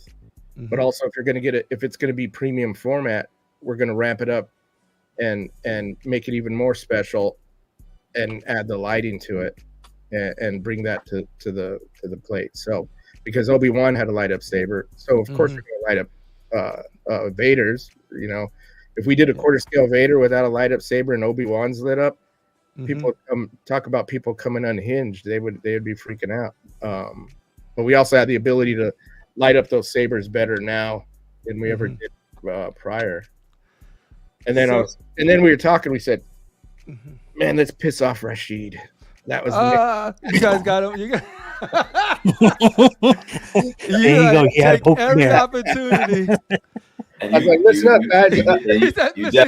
Mission complete. Yeah, I was like, "Listen up, man. I found out about this dude on the podcast. His name's Rasheed." He's like, who spent a lot of money with you, motherfucker. Yeah, he said, spent a lot of money. ladies and gentlemen, we got him. I go, all right. It's all right. We activated. We were like, all right, we got him. No, but yeah, no, I could see Rasheed was really taken aback by it, because even with the 1/5, when you got the Mythos, I remember your unboxing, all of that stuff. He was like, I really wish they do these in 1/4, but this looks so good. I got the 1/5 for him. Exactly. But nobody hinted that, you know what, this might be coming from a 1/4. So, and I feel like that was a smack in the face. Because then if you invest in a 1/5 line, and you go, hey guys, you know what, we're gonna do a quarter scale as well, and then everybody goes, I'm gonna wait for the quarter scale, and then they never buy anything in the original side. You know what I mean? Then it's like, how do you judge sales and interest? And then if you go and put all your ducks in, like, hey, we might come out with the quarter scale, and then everybody gets excited, and then we come out with it, and then nobody buys it. You know what I mean? You got to but you got to say something out the gate. Right. Yeah, but the hype. All right, you want to talk about hype? 11,000 is overhype. Okay, hold on. 45,000. 4,500 will tell your ass if this thing going to sell, right or wrong. So then after the 4,500, then you could have said, you know what, we're thinking about coming at 1/4. You did 11,000. Hold on, don't shake your head, because your site said waitlisted. 11,000 waitlisted. $6 million you profited, by the way. I calculated. So he's pocket watching. I'm pocket. You goddamn right. You got to pocket watch these motherfuckers. You know what I'm saying? So how much is a license? All right, but come on, listen, Anthony. Let's keep it real. I'm a big Star Wars fan. You know this. All right. So I feel like Sideshow shitted on me. You know what I'm saying? You shaking your head, but you did. Because I wanted it. I wanted the whole line. You wanted it though. Right. When you expand out, the collector universe is a big place. I know, but people are saying, yo, I wish they did it in 1/4. A lot of people. A lot of people. Show me the list. You want me to screenshot and send it to your ass? Yes. I have no problem with it. You know what I'm saying? Go to the Sideshow page. Go to Constructive Outrage. Go to Rasheed's page. You know what I'm saying? I'll post a bunch of people that. How many people you need? How many people you need? Deductive reasoning out of like the edition size of the first one gives you an idea of how many people are interested, and then if you put that next to a list of people that complain, and you go, how many people bought and how many people are complaining, and how many people actually buy, or how many people just want to jump on the bed. I mean, I'm not arguing. I just think I'm having fun with you. Yeah, I know. Listen. You should know how I am already. You know what I'm saying? Everybody think this is like, I'm not coming at Anthony Weber, but I'm just saying seriously. I was a little upset because number one, I wanted the light feature, right? And it's 1/4. You know what I'm saying?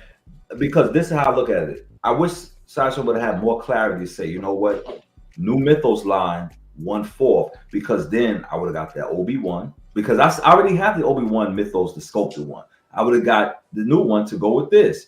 If we would have said with Obi-Wan saying it's a line, would have made a difference. I think, listen, the more clarity for your consumers, the better. And that's what we're trying to figure out. Like, let's say, I think all companies should have some clarity with the consumers. You know what I'm saying? Because but how far is but the clarity? What I'm saying is like, if we came out with Obi-Wan and go first in the new line of 20 pieces, is that what you're talking about? Or no? But all right, like this. When I saw that you came out the Obi-Wan, right? First of all, it was in the premium format, and it said mythos. I was like, that's the premium format. That's not a mythos. I mean, it's mythos style. But then they said, no, that's the mythos. So I'm like, what are they doing? Because you just came out with a 1/5, all of the 1/5, right?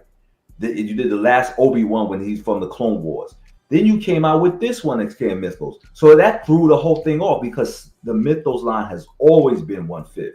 The old ones was 1/5, and you start out with these 1/5. Then you go and make this Obi-Wan. And then all of a sudden you come out was it this month or last month saying, oh, this month. Get to you guys' question. This month. And then you say this Darth Vader is going to be 1/4. And I'm like, what the fuck? And then you say light up feature. Maybe I wanted my fucking thing to light up too. You know what I'm saying? So you want to take, so if you want, you could take mine back and put the light up feature in my 1/5. I was going to, but now I don't want it. But yo, like, see, and this is what made me go look. So mythos is a line. I think you got to think of what mythos is as a broad line. Once again, it's a line that shows certain characters that so it's like to say like mythos is only 1/5. Nobody ever said that.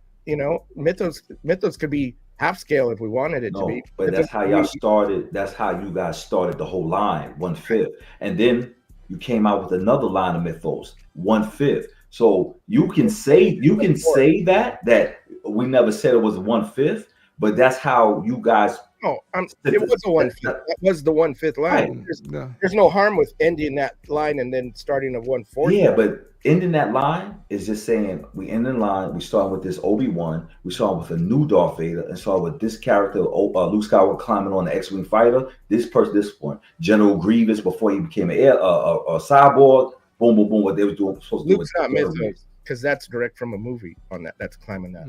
Yeah, but they made it sound like people rumored that they thought this was part of the. That's the problem. Well, but I still think I'm a little upset about that. Right. So, and I'm going to complain. That's fine. That's everybody. I don't think it's whining though. I don't think it's whining. I think I have a right to complain. Everybody has a right to complain. If I had known that, I wouldn't have bought this. It's also, let's go back to just like collecting, because I was like, I didn't get a hair what was going on way before this. I happened to just chime in. I was like, oh, let's hear what's going on. Yeah. But I think in the statue community, when collecting, it's like there's a core group that they do it like trading cards collecting, where the inception is, and even now, I mean, I'm a huge collector. And I don't sell shit. Once I have it, and I get it because I don't go the one you want. I'm going to buy this, and maybe 5 years from now it's going to be worth something. Because that's, if you're going to do that, you might as well be getting into stocks, and it's like but just to be clear, I don't buy to flip. I buy because like I said, I'm a big collector myself. Right. But I'm not saying you in particular. I think a lot of people see it as that, and those. A lot of those people they're the ones that get really angry about something where they're like, well, now, my statue's doesn't have this monetary value, or this is this or whatever. And it's like the intention of it all is you collect it because you love it. You collect it for the art. You collect it because you're into that character. You don't collect it because it's like, I like this, but I know down the way I'm gonna sell it, and then I'm gonna get something else. And I think that's where people, once again, not you, Rasheed, but where people run into these issues and get upset because now they feel like their previous piece is demonetized or whatever because a new one comes out or a bigger one or whatever. And it's like, well, if that's how you're treating the hobby, that's on you. you know, it would be nice. I mean, you go way back to like the Weta stuff when that came out, and that was when there was a lot. And this was 20 years ago or whatever. It was crazy the prices those were getting on a secondary market, and yeah. We got to think about the hobby within 20 years. I don't want to say it's flooded, but there's so much content, so many characters that are out there that it's like, all right, so the secondary value doesn't necessarily, it's not like in those Weta days, you know what I mean? Because there is like 12 versions of, Wolverine, and then you throw in the custom versions of all that and everything else. So now the secondary market, and this is for people that like to flip and barter and trade like collecting cards, they run into a situation where they get upset because it's like, well, I can't sell my piece now because this got released or this got released. And it's like, well, no, it's like when I spoke about the Hulks.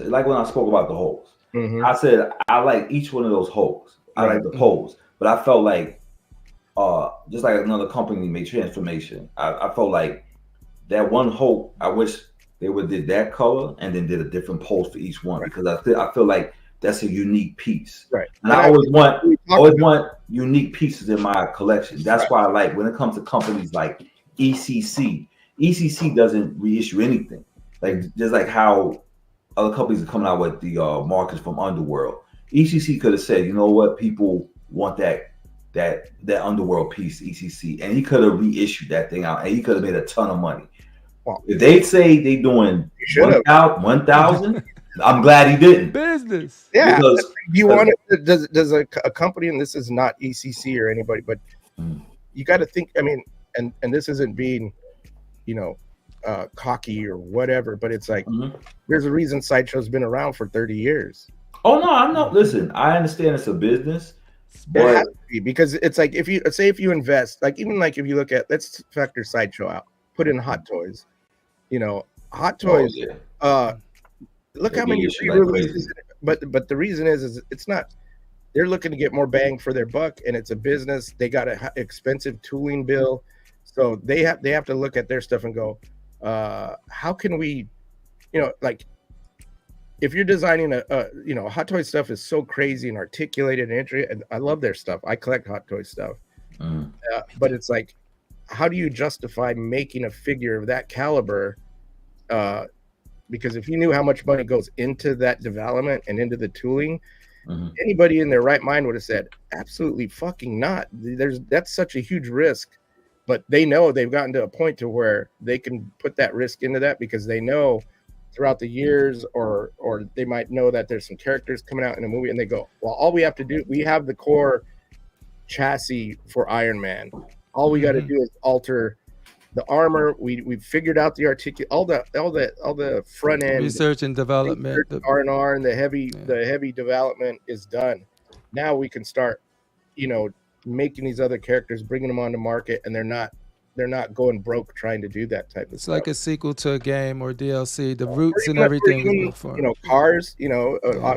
It's like, do you think automotive designers are making everything from scratch, from the ground up every time they release a car? Absolutely not. They're basing it so they can make their money and stay afloat. And it's kind of the same way. It's like, all right, you have to, if we did something, say, a mall or whatever it may be, and it's like we ramp it up into a bigger size. Well, it's like, well, now we don't have to necessarily start from scratch and take the risk of making another Maul or Darth Vader that somebody's like, we don't want this shit.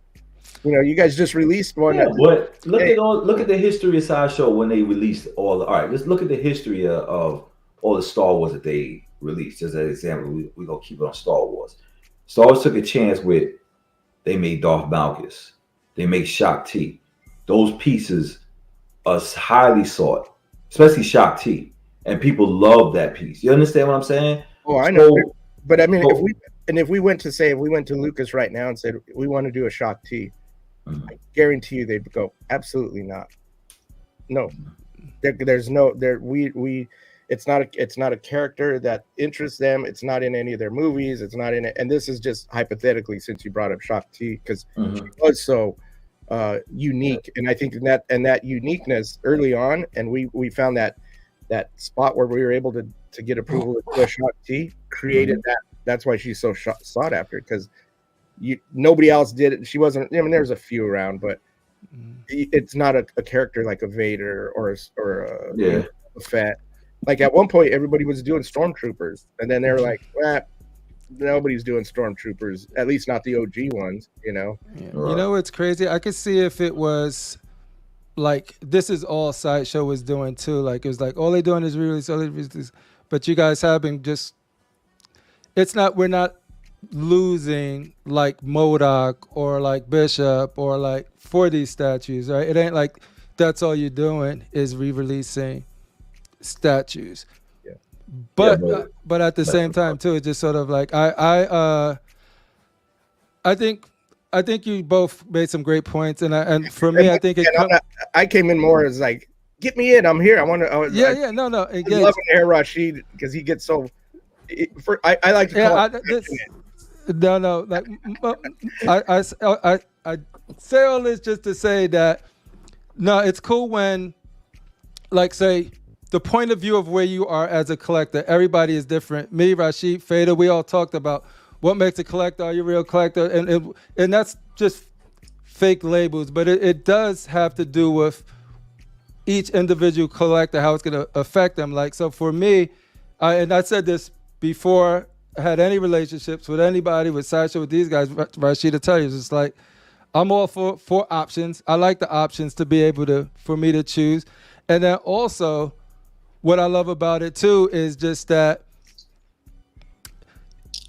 if there was a choice between two at the same time, it makes it easy. Things happen where that can't be the case all of the time. Exactly. So then what are some things that we can do sort of like so people aren't surprised? Like for me, as a consumer CriPPleR, if you're asking me, I expect this from every company now. So when it happens, I'm not like, you know what I mean? I'm not upset because I expect it. I totally expect.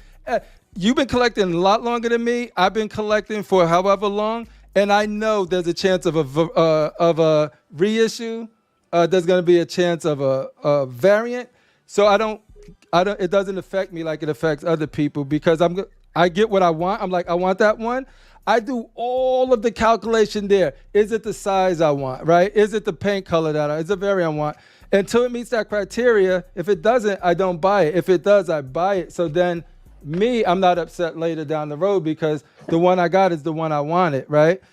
If I knew that I purchased something and there's a chance, I'm also got to take a little responsibility in it. I'm not saying that because I made that decision knowing that there's a variant that's going to be able to come down the line, if that makes sense. Yeah, I read it. Right? Being like I said, I collect a lot of different things, and I run into the same thing. Where I see something, it's either I miss out on it, or and it even goes with books. There's a lot of times where you especially see it in books where they'll release an art book, of an artist. And you're like, finally, a comprehensive book that has Frazetta or whatever it may be. Sylvester. And then all of a sudden it's like, second edition. We've added 40 new pages of artwork. And you're like, God damn it. Like, I just paid, $75 for this book. And then, and sometimes you think it's, this is a whole new book. No, it's the book that was just released that I have on my shelf, but with, 10 or 12 more pages, and it's like, so now I gotta go. Do I want to buy this book again and get rid of that book? Do I have two books because those 20 pages mean that much to me, or I bought speakers that cost double digits, and then they came out with some that they tweaked the tweeter a little bit, like and I'm just like, yo, that was just a year later. It really is across. I mean, it's with anything. iPhones. Look at that. Don't even get into phones and. Yeah, but let me ask you a question, Anthony. Will Sideshow do anything going into the future with clarity on size? I'm just asking because I told the other day this week, I told people that Berserker Wolverine, if it sells well, I think you guys are gonna make that into a 1/4. And it's funny because I was gonna say earlier, some of those things, I think a lot of the collectors really think. I mean, and I've said it before, where a lot of these statues that we're working on have been worked on for a year or 2 years, ahead before. It also goes the other way around sometimes, where we're like in meetings and we go, you know what, this thing did really well, and then there's a eureka moment where you're like, you know what, we have the ability and in our license to do them at 2 different sizes, or is it worth it doing it at 2 different sizes? And then we go, let's do it and see how it goes, because it could be where we do it and it bombs, and it's like, shit, we're never going to do that again, and you might just see one big fluke of a quarter scale or something come out and we never do it. But the thing is if it does well and we're like, people are wanting it, it's like, okay, well, let's roll into doing this one. I mean, there's people in house here that were even surprised, like didn't even know we were doing a quarter scale, until it's and they're not in the development area. They're just like, oh shit, you guys asked me about this backstage. I had no clue it was quarter scale the whole time. Like, we were talking about that. Like, what do you think about that? And you're like, oh, you guys re-released it, huh? And I go, nah, it's quarter scale. And you're like, oh shit. I thought it was a new batch. Yeah. I just literally thought because the main announcement didn't go out and they didn't really do it. But I mean, I get it. And by all means, I'm not saying Rasheed, you're out of pocket. You shouldn't be upset. You shouldn't be upset. I get it. It's just that there's so many facets to everything, and like CriPPleR was saying, collectors collect differently. I mean, there's I'll even get with groups that I know that collect stuff, or should I say, people around here, and they might not be so clued into how core statue guys are, on some of these collections and how they collect. And I'm like, and some of these, it's a different way of looking at it, like where it's like, yeah, these guys are selling, robbing Peter to pay Paul, or they're, whatever it may be, and they're constantly in flux with their statues. Or selling, reselling, buying, reselling, buying. And nothing wrong with that, but that's how they do it. And wrong with it they're the ones whose library, though, is going to take the biggest hit with resale value, right? But it's funny because the guys, when we talk about that, the guys are just like, whoa, it's almost foreign to them, because some people think that they don't collect that way. No, it is. Like I'm looked at as an alien sometime because of that, and we've talked about it a lot. It's just, but what people do collect completely different, and what I do though that's different is that I never tell people how they should collect, or I never say my way is the right way. This is how I collect. And so for me, it don't bother me. I'm sorry. But for Rasheed, I'm old school. Totally get where he gets. It's not about that. But we could be the same age or whatever. I'm older school. Yeah. No, but I'm saying, I'm pretty sure there was old school people that collect similar. If the size is 500, that's what it is. Cut, new project. It's 1,000. It's 1,000. Cut, new project. Okay. That's how I am. That's how Sideshow started off. I'm gonna tell him. I'm gonna go, hey man. Oh god. There's this cat named Rasheed. Yeah, tell him. I am. You tell him I spent a whole lot of money with their ass. Just so you know, I painted that hunt in carbonite. It sucks. I painted the original one. I'll mess with you, man. You know I love it. Come on, man. I love it. You know what I'm saying? I think you're the only person I know that owns one of those things. Really? See? Oh no. And I got the R2D2 too. You know. Yep. The original R2D2 on that one. Anyway. So we got some questions that I want to get through. With the people. John the Everyday Collector asks, "Good to see you, Anthony. If you can answer, why the $25 increase on the 1/5, even for those who originally joined the wait list?" I didn't know about this. Will we see other 1/5s made 1/4s? I really can't speak on the price increase because I'm not involved in any of that, and what their marketing situation is, or the factory issue, or whatever it may be. But I mean, going in, let's see. I'm reading his. Oh, sorry. Here you go. Boom. 25 increase on the 1/5, even for those who originally joined the wait list. 25 increase. So I guess there was a price increase, but when they joined the wait list, which is not a pre-order though, but they joined the wait list, and the price went up. So yeah, I don't know what's going on with any of that, but I mean, you know, from an overall increase in you know, on stuff, I mean, there's various factors. It's like whether if it's bigger, of course it's going to cost more. If it has lights, it's going to cost more. It weighs more. The boxes get bigger. You know, resin, inflation, materials. The main thing, and this is different than what he's asking because I'm not aware of any of that or how they're working that.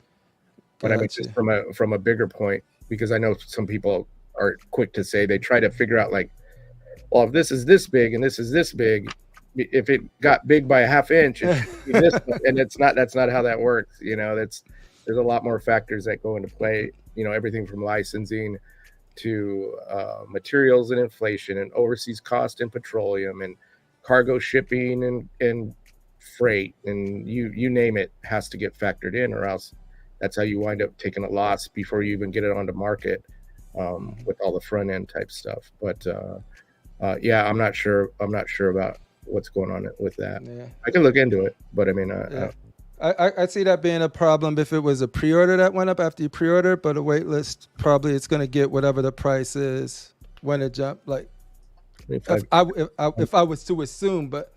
So right now, unfortunately, anything Sideshow does Star Wars 1/5, I'm going to wait till 1/4. I won't purchase it. And that's your consumer right. Right. It's my right. I'm just saying, because that's when he's going to miss out. I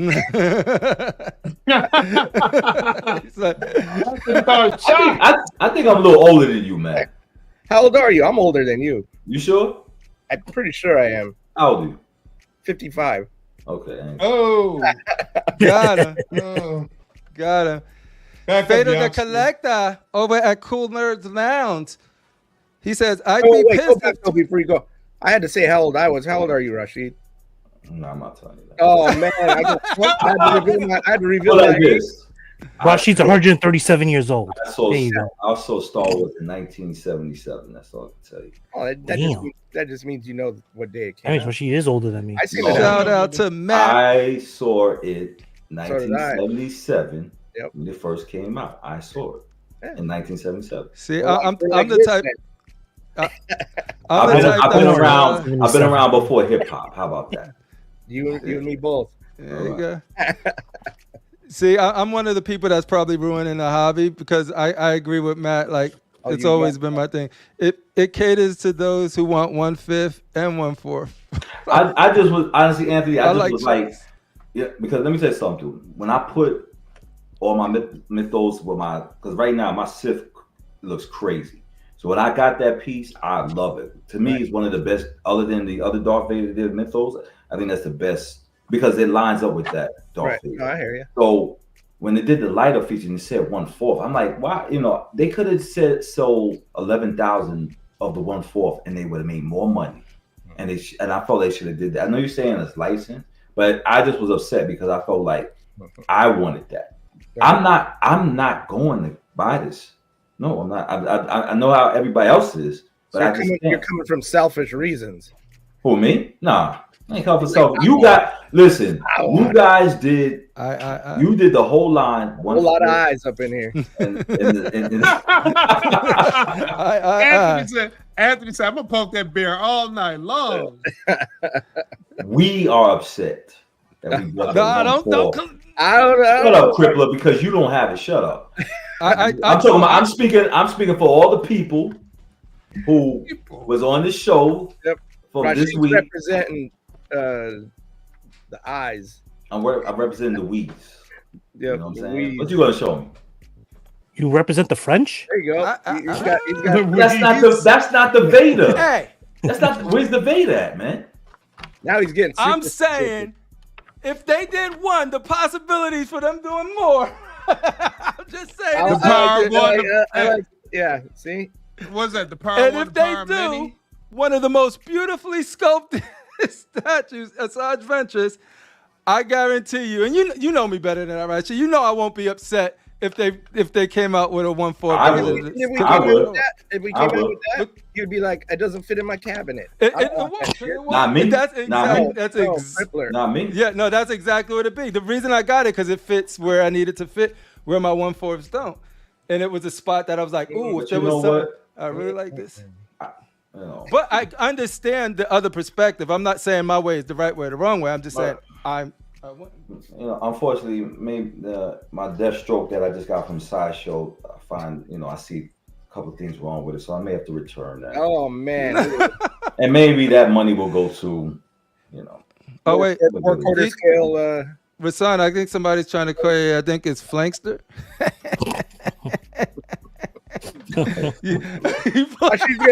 She's gonna be out there with a big sign. Send your Sideshow statues back. So I should do that shit. I should fly right out there tonight. I should go buy me a ticket and fly right out there to Oaks and just have a picket sign. I want to see this. Everyday Collector says, "Why not resculpt another Vader like Obi-Wan?" Who's to say we're not? That's why if y'all buy stuff, just know that they're gonna come out with more stuff that's newer.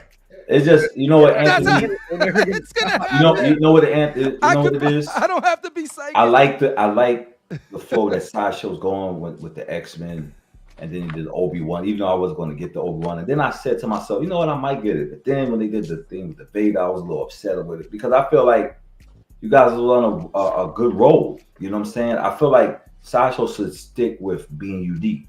You create these pieces. I don't let's say the Bishop comes out and you say, because I know the economy's down, you guys are going for lower edition size, maybe 700, we'll know, whatever. But that's 700, that's what it should be.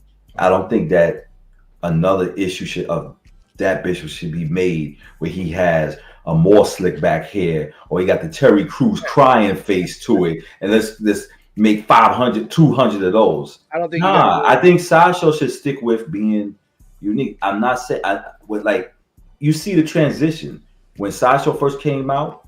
Doom on Throne, they was throwing out bangers. Hulk versus Wolverine, Hulk versus Spider-Man, and then the prices, of course, increased, and so did the edition size. The prices are always going to increase. No, all right. I don't complain about prices, because if you tell me this is what it costs, just like custom and everything, I ain't talking to you, man. If just see the prices, I say I accept it. I'm gonna buy it. But I feel like when Sideshow came out, when this piece came out, it was unique. That's what it is. Start to the next project, and then I noticed that this size, of course, went up because people were buying more. Now people are, I guess you guys are feeling that companies are feeling that people are buying less. So the edition size have gone down. It came out with that Deathstroke. That's what that 350. That's what it should be. I don't want to see another Deathstroke with a portrait of Elvis with white hair and saying, you know what, we're gonna do 50 of these, and that's gonna be that. And this, hey, but this guy got jokes, man. I can't even mess with this guy. Got jokes, man. I hear you, but I mean, it's you don't have to really, and this is, don't quote me on this, but I mean, you got to think we're not the worry of us like just doing now. Everything is gonna be quarter scale. It's got to make sense. There's got to be a want from the collector community for that stuff to make it happen. Because if people didn't want it, we wouldn't be making it, because we'd be eating shit on it. We'd wind up with a bunch of stuff that nobody wanted, and that would clip us. That would set the thing real quick to go like, well, we're not doing that again. You know what I mean? And it's some of those things like I bring up Fatal because. Just knowing that every time I'd seen him talking about that piece, Fatal the Collector, he wanted it, and it was like, and I was like, blame Fatal. Fatal's the reason. Hey, listen, take Fatal shit down, because he talking about people that want 1/5. If that's what the line was, the line was 1/5. If you knew about Fatal's like the bizarre Rasheed. He's like the R Rasheed. He's like on the opposite. He got the R term. Yeah. But you know what's crazy too? We were at I don't know how many of these companies that are out here right now that's doing it the way that a lot of core collectors want, like low ESs that are booming right now, that are doing really, really well. You see, he was doing it. They just but come then out. They're their own little entity. You know it's like it's little, right? Like the big, it's like, little. yeah. Well, to survive, I'm saying, what are they doing, right? Because they just came out with that life size dinosaur head. You know what I'm saying? Okay. Right. I think it's like 20-some thousand. But you got, I mean, there and I don't know if you guys, how much you guys know about that, because every time I talk or I see talk about that company, it just seems like everybody they don't really have they don't know who's behind it or where to go. They just like knew it. That's ran by a guy by the name Steve Wang. Yeah, I know Steve Wang. Huge effects artist, awesome sculptor, been involved in, he worked on the original Predator movie. I mean, he's been around for years. He brings his I mean, that's a very, I mean, I'm his Predator, big fan of all that stuff, and I know him personally, and he's done stuff for Sideshow in the past. He did a Venom, he did a Venom bust, Carnage bust, did Predator masks, but like his Predator sold well, and his stuff, but a lot of that too, a lot of the stuff that early on, because he was sculpting that stuff, people were buying that stuff because it was Steve Wang, like people collect stuff that Steve Wang involved in, so he, I mean, I don't know where I'm going with this, but I just know you brought up the name and you're talking about now he's segued into like bringing all the other effects guys. The people that sculpt from him they come from the special effects community, and I love all that shit. I wish I could afford that stuff and bring it in. But you can if you start selling they're expensive. They're what was that? Okay, all I heard was Darth Vader.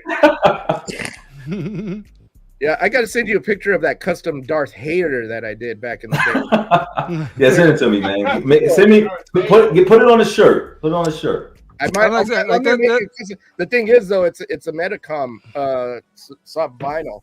Okay. And there was a customizing thing that, not to get off topic, and I did one, and it was Darth Hater.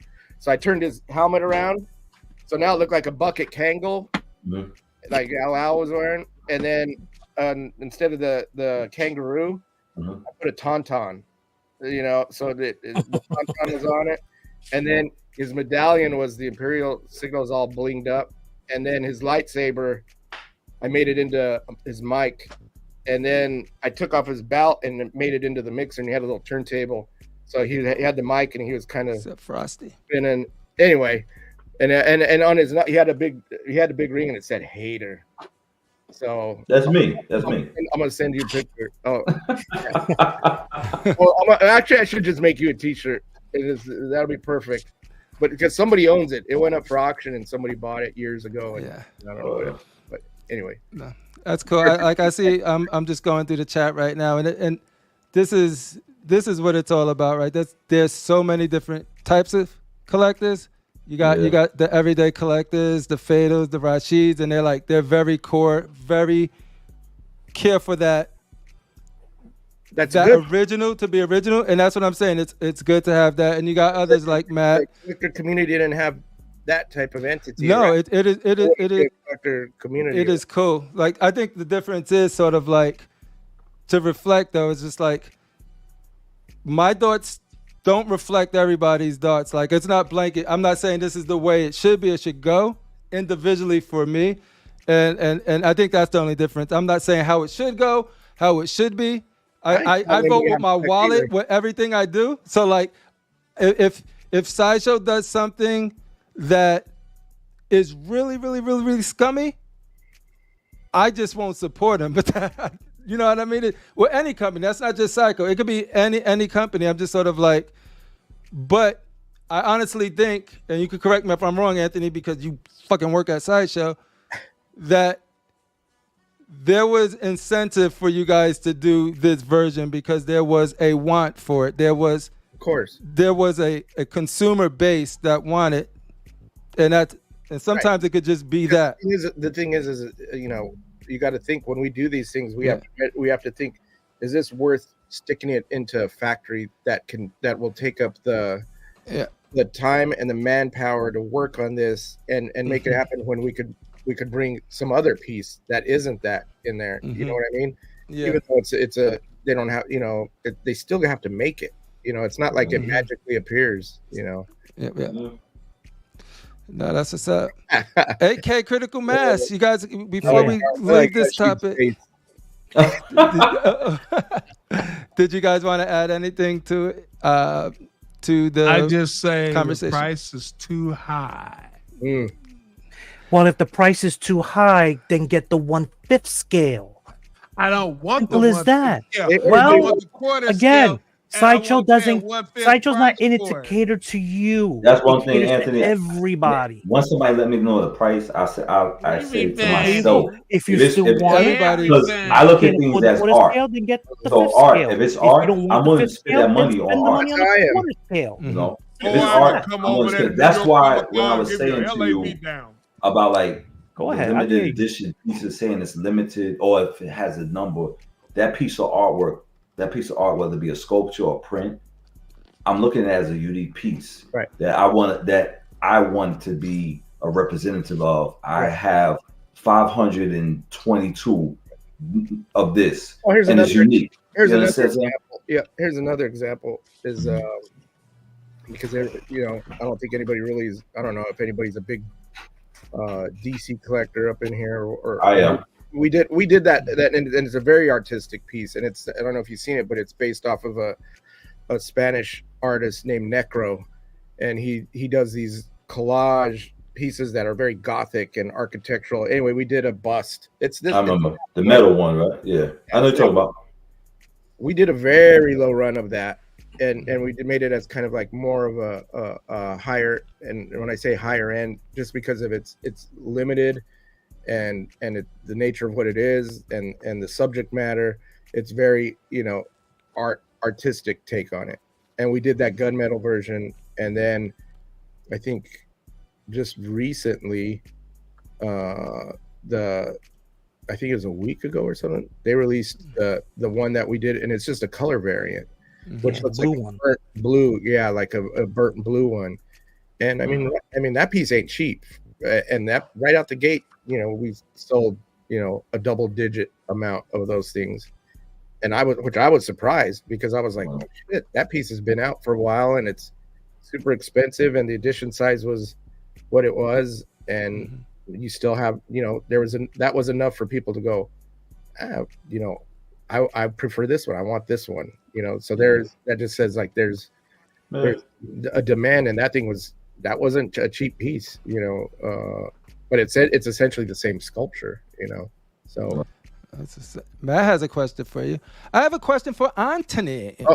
Was quarter scale planned at the same time as 1/5 was, or was it an afterthought? There was no plan for quarter scale. Once again, 1/5 Mythos. If he's talking about Mythos, 1/5 Mythos came out. Man, I think 1/5 Mythos is at least over 8 years old, maybe even, you know. I'm thinking about the first line. It's over 8 years old. Yeah, there you go. So there was no plan back then to do quarter scale, because we were focusing on what we were doing. Quarter scale, the plan to do quarter scale Mythos, you know, happened a couple years ago when we started developing Obi-Wan. That's when we were like, hey man, we have the opportunity to add that extra element of that we could bring in on quarter scale, because with quarter scale comes more detail, comes the cut and sew, which I know a lot of people have opinions on that, you know. He's talking about the second Vader Mythos release. Oh, just Vader. Yeah. No, because the Vader came after Obi-Wan, you know. So that the first one was Obi-Wan, which was a new piece, and then Vader, because they're both quarter scale. So, you know, with the success of, you know, what's really kind of bringing this stuff in is we see the Wolverine Colossus. That was a test that we did where it was like, okay, let's see if, you know, people put their money where their mouth is, because there was a lot, like I've seen various people talk here about where they go, we want quarter scale, we want 5th scale. I would have bought it if it was this. Both at the same time. Yeah, we have no real data to substantiate, is this all bullshit, or is this real, you know? So it's like, all right, Let's do this is how you do it. You got to do it and see what happens. You know, you can't just like say, maybe. So with Colossus and Wolverine, we did 2 versions, you know, the 2 different sizes, but we also made it to where one had the comic, one didn't. You know, you have to they can't just be exactly the same, because then you can really see where people would get kind of not knowing or upset or whatever it may be. Yeah. And that was highly successful with that approach, because then, you know, people were like, oh, okay. The only thing is yeah, I think those went up at the same. I think that might have been announced at the same time. Maybe not. I don't necessarily remember. Yeah. And then the other thing was like, if you want to talk about the 4 Hulks, we talked before, is like, you know, I know there's people that are like, well, you know, even I think Rasheed said something about like, well, I want this version. I want this version. But it's like, you know, it's like I had said, people would have got shortchanged, because we would have never done 4 Hulks in those different versions. Yeah. Like that. That's too much of an investment, not only in money, but also in factory capacity and all that. So you would have never seen that. And if you did, it would have been years and years for us to start doing different versions. So it's like, let's give options, different heads, different colors. Now people I love options. The proof's in the pudding too, because if you poll this panel or the people that you talked to at SciShow, the ones that purchased it, everyone liked it a different one. You know what I mean? Whereas that wouldn't convert it to a sale if the one that they really want. The funny thing was, I remember seeing some of the hype when we first showed those, and people were watching the site and seeing the silhouettes, and then it got more and more slowly revealed what was coming. You know, people were getting all up in arms. You know, it's with anything at the beginning. Everybody's all, what's this? Blah, blah, blah, blah, blah. And this one sucks. That one's cool. I don't like this. I hate this green. I like this green. Why did they put this head on the green one? I like this hair on this one. That's human nature and collecting. But at the end of the day, all of a sudden, it's like, red one's sold out.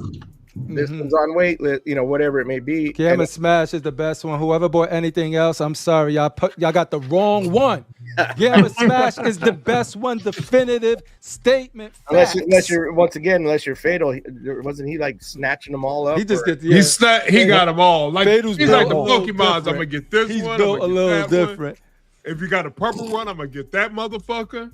Nice guy says, then will we get a quarter scale Berserk Wolverine? That's been a popular topic ever since it was shown. I said it. I thought it was. I was like, oh, that Wolverine is I think dope. they're gonna make it into a 1/4. See, I'm not even gonna ask, because y'all gonna do it, and the same shit's gonna happen. I'm gonna say it. I don't give a fuck. I would say this, and I don't have no inside knowledge of Anthony.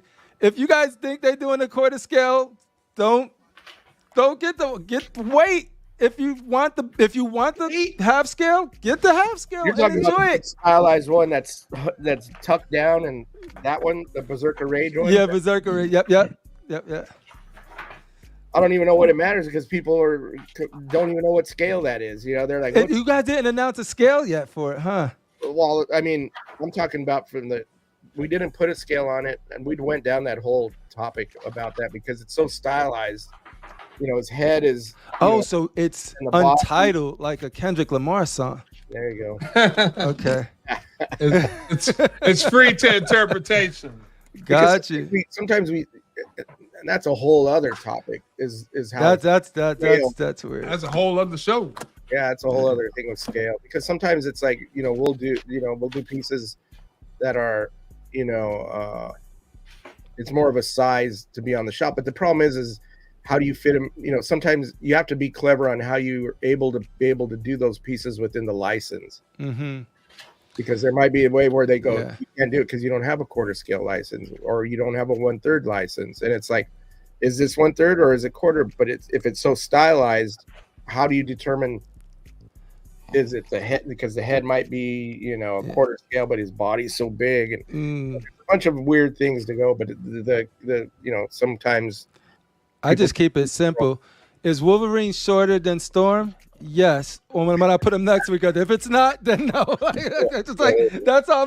I don't care what is it, but Wolverine needs to be smaller than Cyclops. You'd be shocked when people go, man, why is Wolverine so tiny?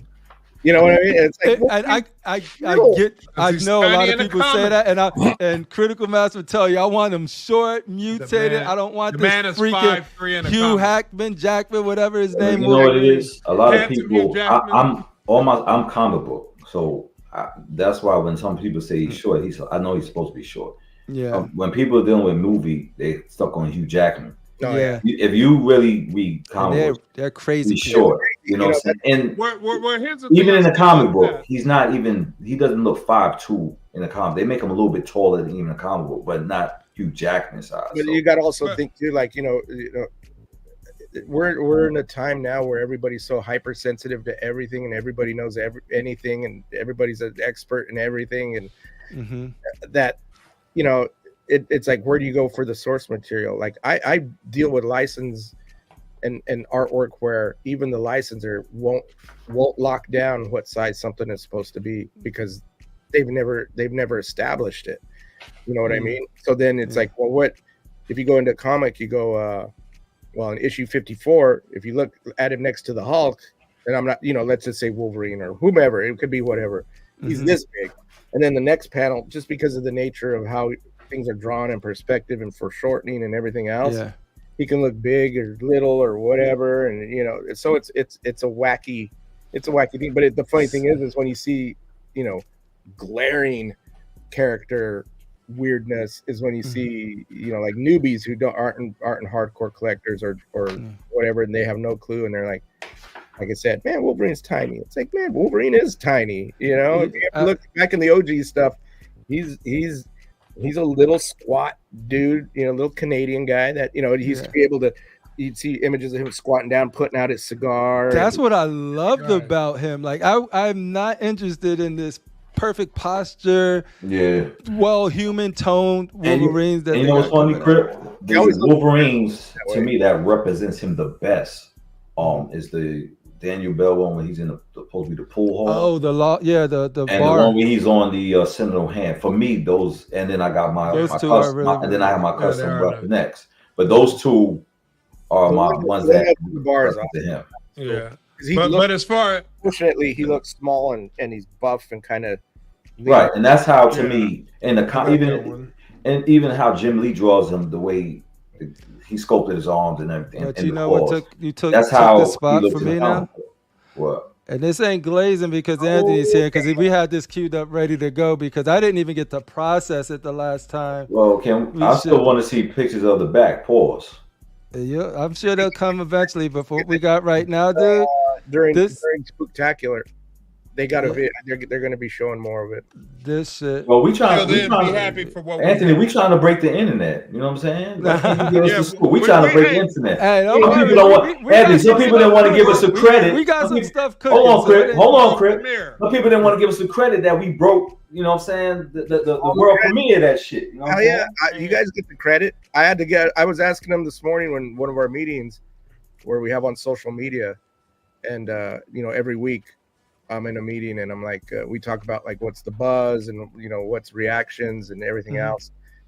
And I go, what are you guys, because, you know, some of us look from different avenues and different places, you know, and I go, is there any buzz? How's Weapon X? Because I said I was on a show, and that was, nobody had ever seen that thing, and they're like, that thing's going crazy, it's everywhere, and people grabbed it, and this, that, and the other.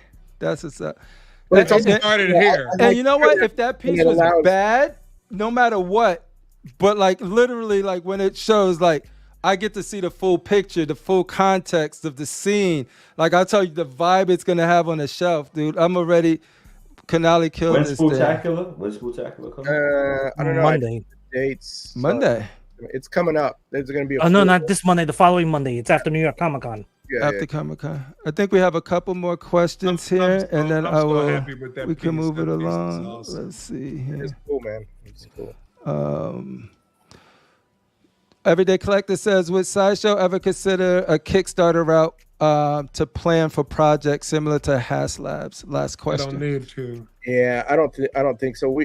I know we went down the Kickstarter route with Court of the Dead, which was our own IP. What we were going to do, like a small video game, or it might have been the board game. I don't remember because I wasn't too involved in it. I think it was the board game. I think it was the board game, and I think it might have got done because we did. Yeah, if y'all ever want to do a video game, seriously, Court of the Dead IP, I know some people. All right. I know some people. What about this one right here? What was that? No, this question right here. Oh yeah. Noram says, was there any consideration to upgrade and release the OG Mythos Vader in 1/4 with the light up base?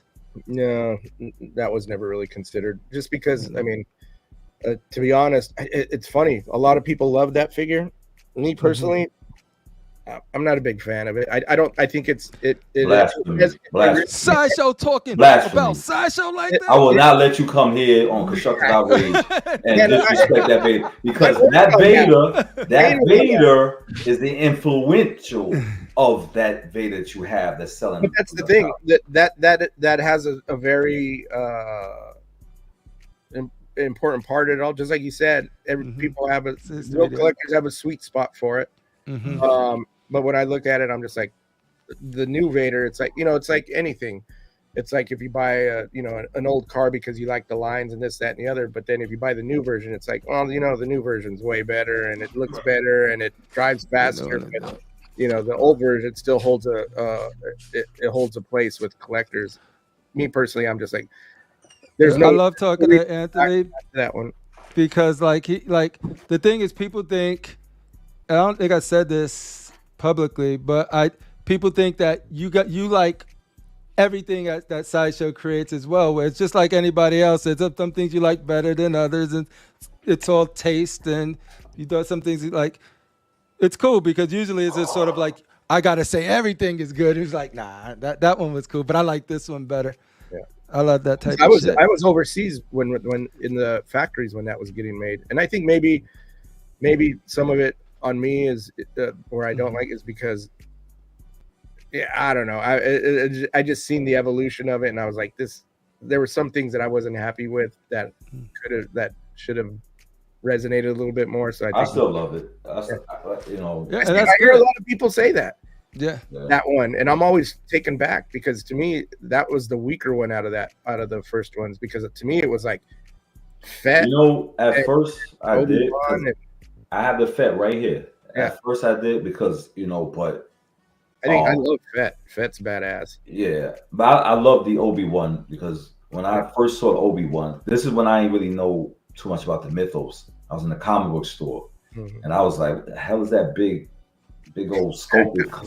And I came around and I saw Obi-Wan and I said, yo, that shit is humongous. Yeah. That piece. And I'll always, in the boxes, I always love the box. The thing too is that one. I mean, I remember when we were working on that. It was just like, damn, this is so cool because we had the chance to put shit that we always imagined.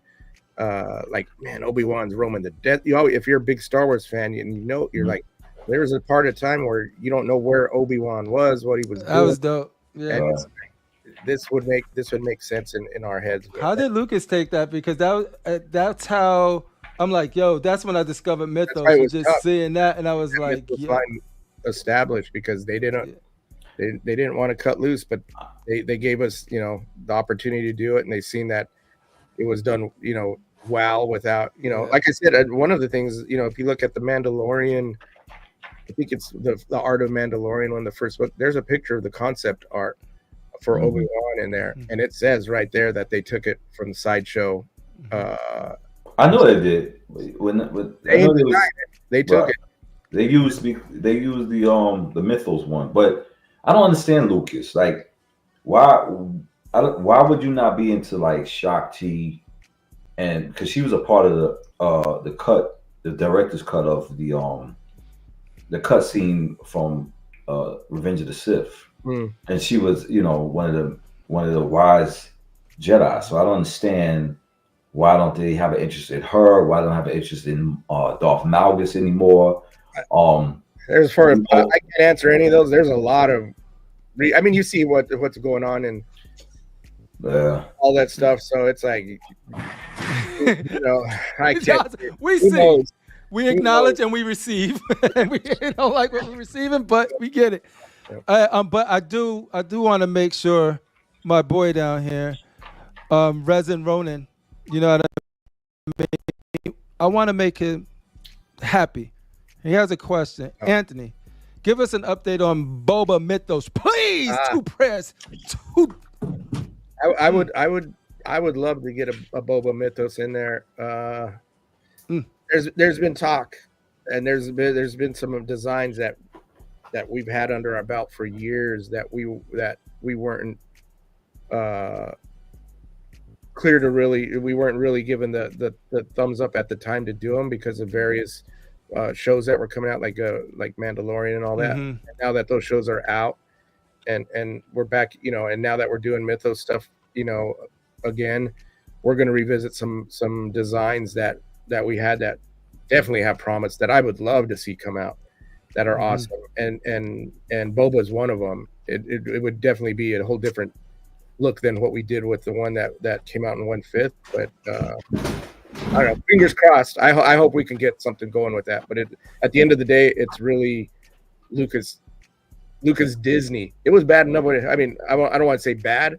It was tough enough when it was just Lucas, but then now you get Lucas, two, Disney powerhouse and the Lucas thing. So there's a lot of, Yeah, now that they got Shane over there running, Dark Lord himself, he's been doing a lot of stuff that is sus, but hopefully he'll turn that ship around. That's where Shane is right now. He's writing the next season of Accurate. You know what would be dope, Anthony? A Mythos Han Solo on Hoth.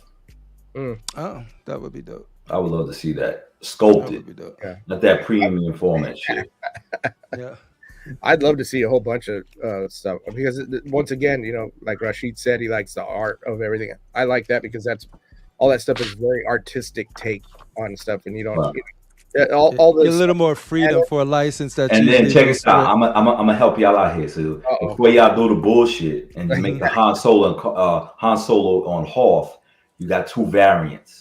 The brown and the blue jacket, because I know it's the bullshit y'all gonna do right out the bat. So I already let the world know when you come out with the Han Solo on Hoth, it's gonna be 2 variants. And then Rasheed's gonna be the first one to be like, "Yo, it's not unique anymore. Why are there 2 colors? Shut up. Why are you giving me choices? We don't want that. Choices? I don't want the goggled head. Just be. All I ask is just to have more clarity. That's it. The consumer. I work hard for my money and shit. You know what I'm saying? Well, I'm supposed to go do overtime to go buy that goddamn. You're done or something. He says yes. What else are you gonna do? Yo, shout out to Matt. I agree. Thank you, Anthony, for providing answers, clarity, and perspective. Yeah, that's what it's about. I chime in towards the end, Yeah, this was cool.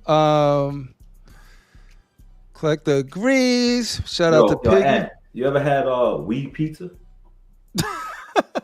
Weed or we? Weed pizza. Weed. No. Or pineapple pizza.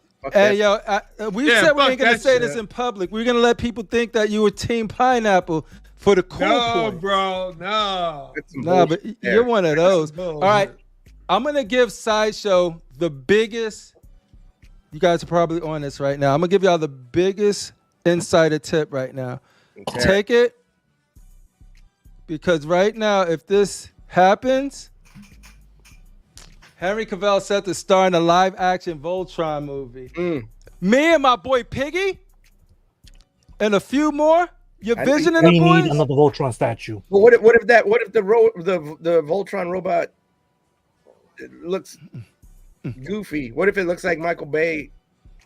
Why? But see, we're gonna go with the assumption that the people. What if it looks like a sideshow Voltron though? Yeah. What if it looks like that? Hey, you know then what? They're gonna re-release that. No. You know why? Anything Henry Cavill is in, he's very, very meticulous about wanting to preserve the intent of like the original. He did with Warhammer. He's doing the same thing. He's doing some back. The Witcher he walked away from because they started to stray. Yeah, as long as he's in, it's in good hands. So. If they nail this though, I think this would be because I think Transformers got big, but it separated to like a new audience, like new generation. Michael Bay Transformer fans out there, they love it, right? No, but I think this can bridge it to where you can get both. I think that's the key for something to be a blockbuster. Like if they get the core in there and also appease it by like introducing the new people to what made the original great versus like feeling like they have to change too much. Yeah, it's funny because like since I'm the old dude here, Transformers came out.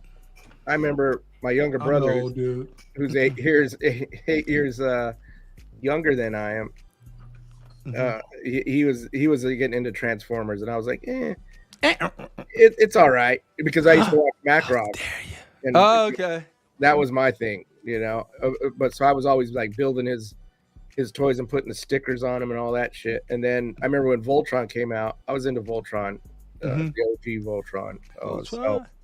So yeah, it would be interesting. But the funny thing, I know y'all don't like robots. I know Sideshow officially has a hate robot rule. Like you guys despise and just hate all things robots.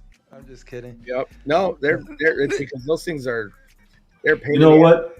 I think when they did Pacific Rim, like I think that was the time for them to do Voltron because, of course, those creatures could have been the road beasts, and you know. But I don't know how they're gonna do it now. If they don't do it like Pacific Rim, I'm sorry, I don't think the movie's gonna do well.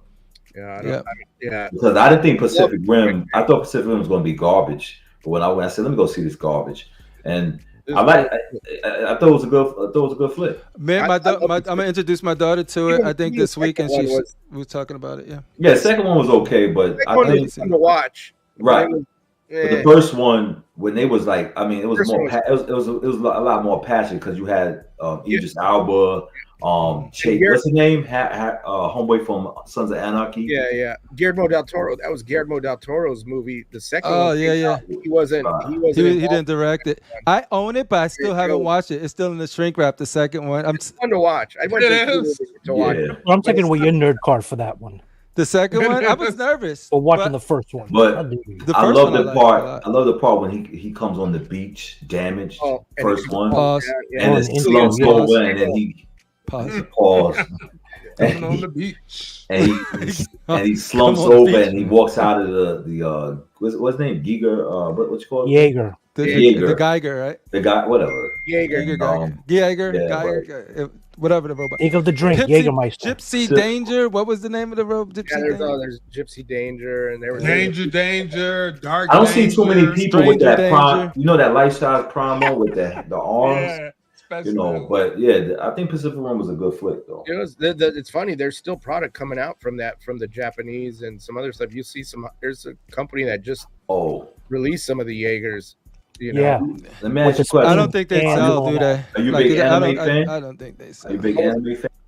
I like some, but I liked it when I was in high school, and when it was something kind of, it was a little bit more. That's about. I'm like a collector when it was like when it was a little bit more special, and then when it was cool. Yeah. Everybody and a mother. Yeah. Ninja Scroll. Some of it. I never got to pick. That's your homework. Yeah, you gotta watch that. Man. Gotta get a refresher on that. I'm wondering if it still holds up. The last time I watched it was probably 11 years ago.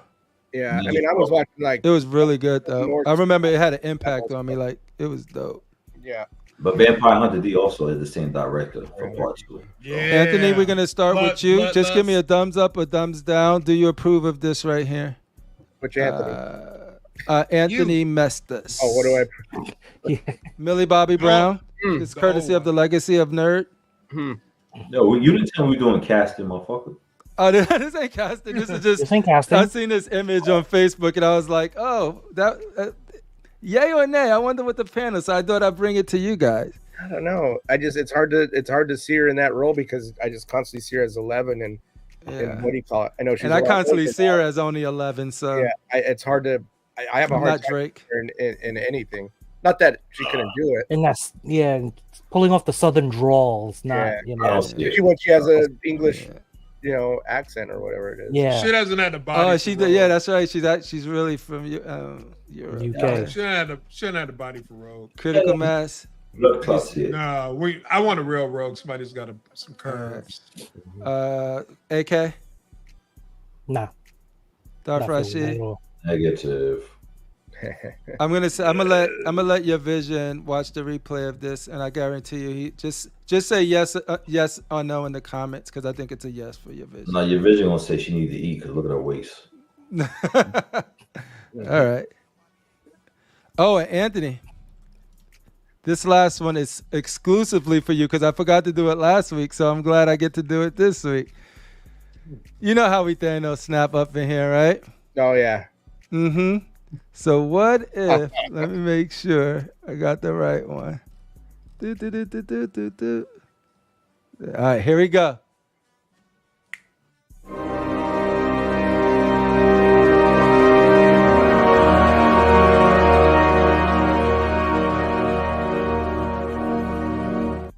What kind of Use your pad. Now, CriPPleR is to evil. set the I told you. stage, I was like, I'm going to Evil. get him one day. If you snap out one of them, all of their beautiful works of art goes with them. If they had kids, let's buy to those kids too. Don't bring the kids in. Come on. Everything Exactly, goes. man. Come on. This is the artwork, baby. Or you can say none and we win. That's all we want to do is just win. We're all about winning here at Constructive Outrage. So if you cannot pick between Lazy D himself, Lazy D, or Canali with that beautiful new Wolverine, we got an unboxing from the background too. It's easy? Yeah. Because here's the reason why I don't want to hear this. I thought I was gonna win this. I don't want. Bro, I want to hear this. In my head, I got to think this out. It goes broader than just the collectible thing. I've known Martin for over 20 years. I knew him before he worked here, and before I worked here. I knew him. We used to. We even fucking logic. We had even worked on a few projects like garage kits, resin kits. So I knew what Martin when he was sculpting, traditionally where he didn't even speak any English. So if I clicked him out, there was a lot of things that we worked on together and everything that would have never happened. Daniel Bell came into the mix 9 years ago for me. And so I'm like, and Daniel kind of existed because of Martin. So, just because inspiring and knowing and Daniel Bell knew Martin because they were both down, South America, whatever. So if you get rid of Martin, there might not have been any Daniel Bell. So because then Martin's he's old. He's old. It wouldn't have inspired Daniel Bell to exist. So I'd have to get rid of Daniel Bell and keep Martin in there. All right, I'm glad you didn't shy away from it. Oh no, but yo, he's dusting. Yo, it's dusted. Oh, look at my Thor Ragnarok has just disappeared off my shelf because where'd it go? There goes all your collection. Wait, I just figured out. You're gonna at least my Batman Beyond in here, my Logan in here. Where's my iron? My iron fist is gone. Buy your Batman Beyond, Rasheed. That Batman Beyond's out of here. You look at it. You look at the amount I'm snapping Anthony. Bye, Felicia. We'll give him a chance for revenge. We'll do freaking Lincoln, and then we'll do Anthony for them. It just shows all you new guys don't have those big established collections. You guys are just barely coming into the game. Oh man, he calling us out. I gotta roll. I gotta understand what he's saying. I like what he's saying. All right. Martin's collection is twice, triple, quadruple the times bigger than Daniel Bell. It's still the best. Shout out to both of them there. Thank you for actually answering that. Hopefully Daniel and Martin aren't watching this because then I'm clipping it and Instagramming it, so it's gonna and tagging I told them. you CriPPleR's evil. I'm gonna hit up Danny right now and just go, hey man, that was some bullshit. Sir. I'll tell my secret. I go, you're the one, dude. I would. Yeah, that Batman's still a good Batman though. Yeah, the cloth I wasn't crazy, but it still was a good Batman. I think I took this off of Cool Nerds real quick. He's the only one I don't mind fabric. He's the only one that doesn't mind. Look at this shit. Look at this thing. What is going on here? Get out of here with that. Yo, is this where you're gonna announce Sideshow's doing XXXXL label. Have your dinner table, ladies and gentlemen. Sideshow's coming for your dinner table. When you think about this is overkill. Like when you think about who would buy that. That's a fucking dinner table. That's too much. Sideshow's new dinner table line. Yes, it's a dinner table line. And the thing is you too can own a dinner table line. Do you have a dinner table and you're out of space anywhere else? Magneto, well, we got this you imagine what the Magneto dinner table line is going to look like? That thing does your laundry and food and everything else. If you could have Sideshow make one statue this size, what would it be, Anthony? It has to garner that presence, that freaking real estate. You're a man of a certain taste. What do you think? I don't Anthony? know. My taste, everybody be like, what? You probably say some hard shit. Maybe, but it would have to be some crazy I don't know. How about the Hawk? How about all of the Universal monsters together? Yeah, because they would never appear together, so that would be silly. I'll put the Constructive Outrage crew on there. How about a Tauntaun? No. A Tauntaun. With a quarter, 1/3 Tauntaun with Luke Skywalker inside of him. Ooh, you know what? I'll probably just go for one of those. It would probably be like some, which has kind of been done, like a big giant, the interior of the Falcon or something with Luke. Atticus. Remember Atticus? I'm so mad I passed on that piece. Man. Yeah. That was like their last official law. Yeah, and Atticus had done Tatooine, or not Tatooine. They had done Yoda's hangout. Yeah, mine would be whole swamp and everything, and there were pictures of it out there. So it would have to be a big diorama, something like that. What do you think about the Dagobah from Sideshow? That's what I meant. The Dagobah, the old 1/6 one. Yeah, it was cool at the time. Like if we did something like that, like I've always wanted to do more dioramas, and sets and stuff. Should go out to hell no to Millie Bobby Brown. That's a tough sound. They are too buku. Racist Fatal. Yeah, Fatal is a really racist person. If you guys do. Yeah, everybody knows that. Yeah, but could you imagine having Dagobah? So you have those white guys are. Would it have the ship also? You'd have the ship. You'd have it would be in the swamp, or would it be like levitating? It'd be in the swamp, partially in the swamp. Partially in the swamp. Trees. You have Obi-Wan's thing. You have an R2 hanging out. That would be an amazing scene, especially from a nostalgia, like when Star Wars was like loved by almost everybody universally. You do fiber optics for little fireflies and stuff. Oh that's cool. Hey, we brainstorming this right now. Who we want on the paint on this? That sounds like a garage kit. Exactly. I want to see the person who buys this shit. Though. Wait, before that, who buys it?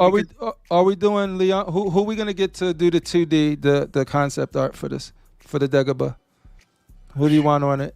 We could get anybody. We get Richard Luong. We could get Ian Throwdown. Put those two together, mix them up. Okay. So you definitely gotta have the X-wing fight in that diorama. All right, Richard and Ian, and then so then who we want on the sculpt? Not who we think is better, but who would be better fit for that franchise. And you'd have to have a hard surface modeler. You'd have to have somebody who could get likeness. I'd be tapping all kinds of people. Well, most important thing, Sideshow resources right now. Thing, if you're doing Dagobah, I want a normal looking Yoda, because some of them scale joints look bugged out. Yeah, you need one that looks like the puppet. Is that what you're talking about? Yeah. Yeah, it don't necessarily look like a puppet because the puppet, yes. Yeah, the puppet. Empire Strikes Back, yes. Yeah, I agree. I agree with you, do we want Canali? Do we want Jorge? Do we want Daniel Bell? Do we want? You throw them all. Do we need to contract it? You have to. It's too big. You need a collaboration. It is the new dinner table line, so we want to make sure we hit the ground running. Because everybody's eating. Yeah. No, that's it.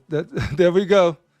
The Dagobah, the new to the Sideshow dinner table. You know what I missed out on? That's all. I missed the life size Yoda. I wish I could have got it, man. The life-size Yoda? Yeah, I missed out on that one, man. Yeah, I mean, I would love for us to revisit that. You could put it back out. You think Sasha gonna be going back to doing life-size stuff, or you don't know?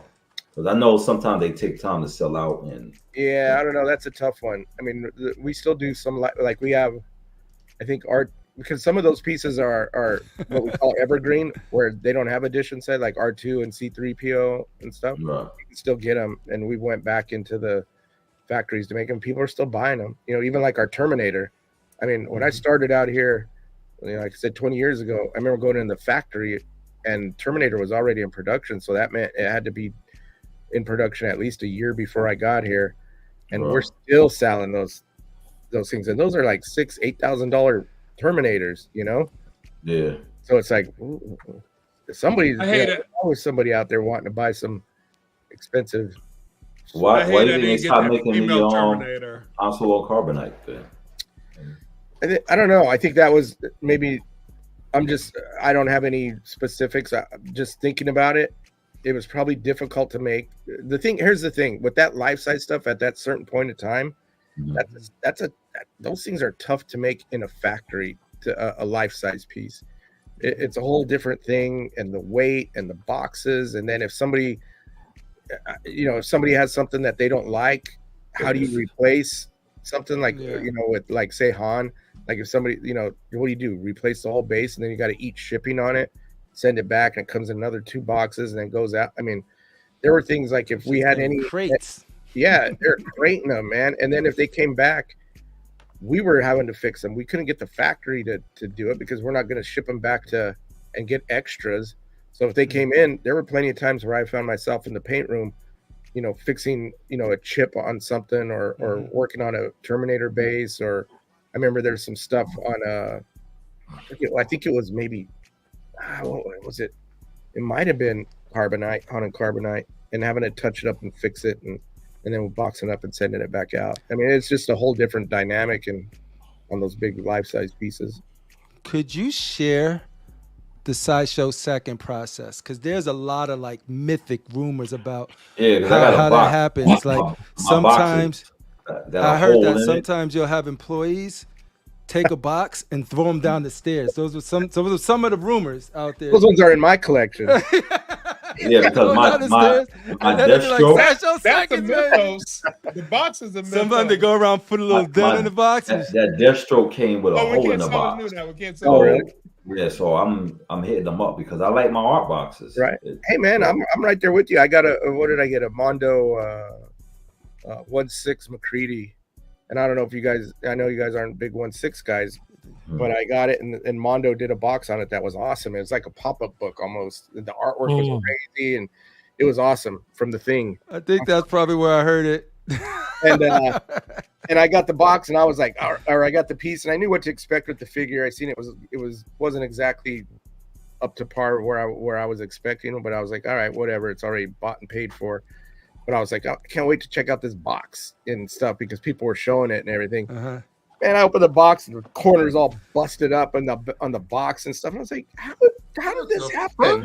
How anal are you guys when it comes to your boxes? Like, because I'm the type of person that when I'm buying a DVD, like a Blu-ray, I'm looking at make sure none of the edges are. It depends. On my boxes, not so much. I've done that. I'm like, I need the perfect one. On books, I've done that, CriPPleR. On books, right? I can't have no creak. Like comic books, but it doesn't matter. The art boxes from Sideshow have gotten better. It's like the Nightcrawler box. I think that's one of the best art boxes. But I see a hole in my box, like you kicked it. I got a problem with that. That's not something we did. It's not going around kicking their boxes. hey, Anthony said, "Oh, this one going to Rasheed. I know that. This one going down these steps. Give it an elbow." I'm sure he did it. I was like, "Where's this guy? What's his address?" He said, "I know that mofo." I'm like, "Hey, that's Queens." Where's Rasheed? Hold up. You mean Anthony? You're paying for shipping? Doesn't the warehouse just be like, "Oh, it's for Anthony. Let me run it upstairs to Anthony"? No, I don't pay for shipping. I have to go across the street. The funny thing is when I was ordering stuff, like we have a whole system, and I'll just say, "Hey, put this down on my account, blah blah blah blah blah," and that must be nice. They would bring it to the office or whatever, and then it was like we're not bringing it to your office. We're too busy. I was like, what? Oh shit. And then I was like, all right. And then it turned into like, you go across to the warehouse and come and get it. And you got to pick it up between this amount of time and this time. Okay, whatever. But when they were first starting to switch over the process, I was getting my thing, and they were setting it up, and I was getting charged shipping. And I was like, whoa. You're like, I'm work here. That's the tip. Yeah. If Sideshow employees got to it was shipping. Everybody gets it. For picking it up. It was just the way they were when they were changing out the system and everything. It was automated, and it was just like the system doesn't know what's going on, without the people up there running it. And I hit them up with an email as soon as I see it, like, what's this shipping thing on here? It's right 20 feet away. And they're my bad. Let us go back in there and fix that. Because it thought that I was anybody else, so I wasn't getting special treatment, and that got fixed. But no. But as far as the seconds, I mean, I'm not. It's stuff that's damaged. It's like I know what it is. It's just it was always like these. We used to like put these big urban legends on what happened. What qualifies? If that was the case, I just go in the warehouse when nobody's looking and pick one of those motherfucking boxes. And then I'm like, hey man, I'm gonna take that home. Is that cool? Can I get a discount on this? That's damaged. Yeah. I bought plenty of stuff from Second. Like, some of the damage was not even that serious. Right, but that's the funny thing. Yeah, I've seen things where, and I think I've seen some things. I've seen some things, where people are. You have no idea. And the thing is we're looking for what's wrong with it. I'm looking, and I'm super picky. I'll go through. If somebody says, "Hey, this came back and needs to be reworked or fixed," or "Can you fix this because it's whatever, because we have no more of these," and that's when that situation would come into play. Is where it's like, we have no replacements. This was from whatever, but for whatever reason it's back. And I got one piece, and all it was the corner on the box was pushed in. I guess because UPS must have dropped it or whatever. But that's all it really was. Other than that, but it says it on their site, like it's for the hardcore collectors that know if their box is damaged and there's an art box. It's right. Oh yeah, I've gotten boxes where it's got like a big old hole in the middle, like someone threw their fist right through the box. Yeah, but is that? I think that's when Jim Carrey's delivering those. Is that seconds worthy though? When the box is damaged like that? Yes. Yeah, I don't know. I'm not familiar with this. How the seconds program, what they're set up with. I just know that it's stuff that they're because the thing is like, all right, if you can't put that piece back in the marketplace, you'd have to trash it and consider it a loss. So like, all right, well, there are people that have no problem with a dented box, so let's give them the opportunity to buy it rather than chalking it up as in Anthony's section. So when we watch in one of the events that you do, and you guys be like, hey, look what we found. We found a Thanos on Throne exclusive in a warehouse. Like that. Like, who found him? Yeah, who's hiding this thing? Who's hiding that shit? I got that Punisher Iron Studios like that. He was like, yo, right now, look what we found. We found something in the warehouse. And I was like, oh. That does happen. Because what happen? No, I've seen it happen with like a Rancor at Thanos on Throne, I believe. They'll put an X amount away. Like say, because the warehouses are huge.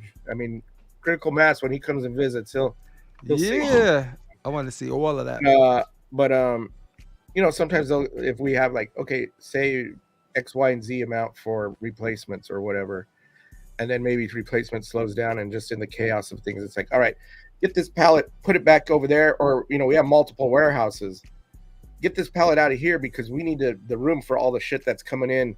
We got a huge shipment coming in, this week. All right, get this shit out of here and move it. And then in the shuck and jiving of everything, you find like, we need room over here. And then it's like, what is this thing?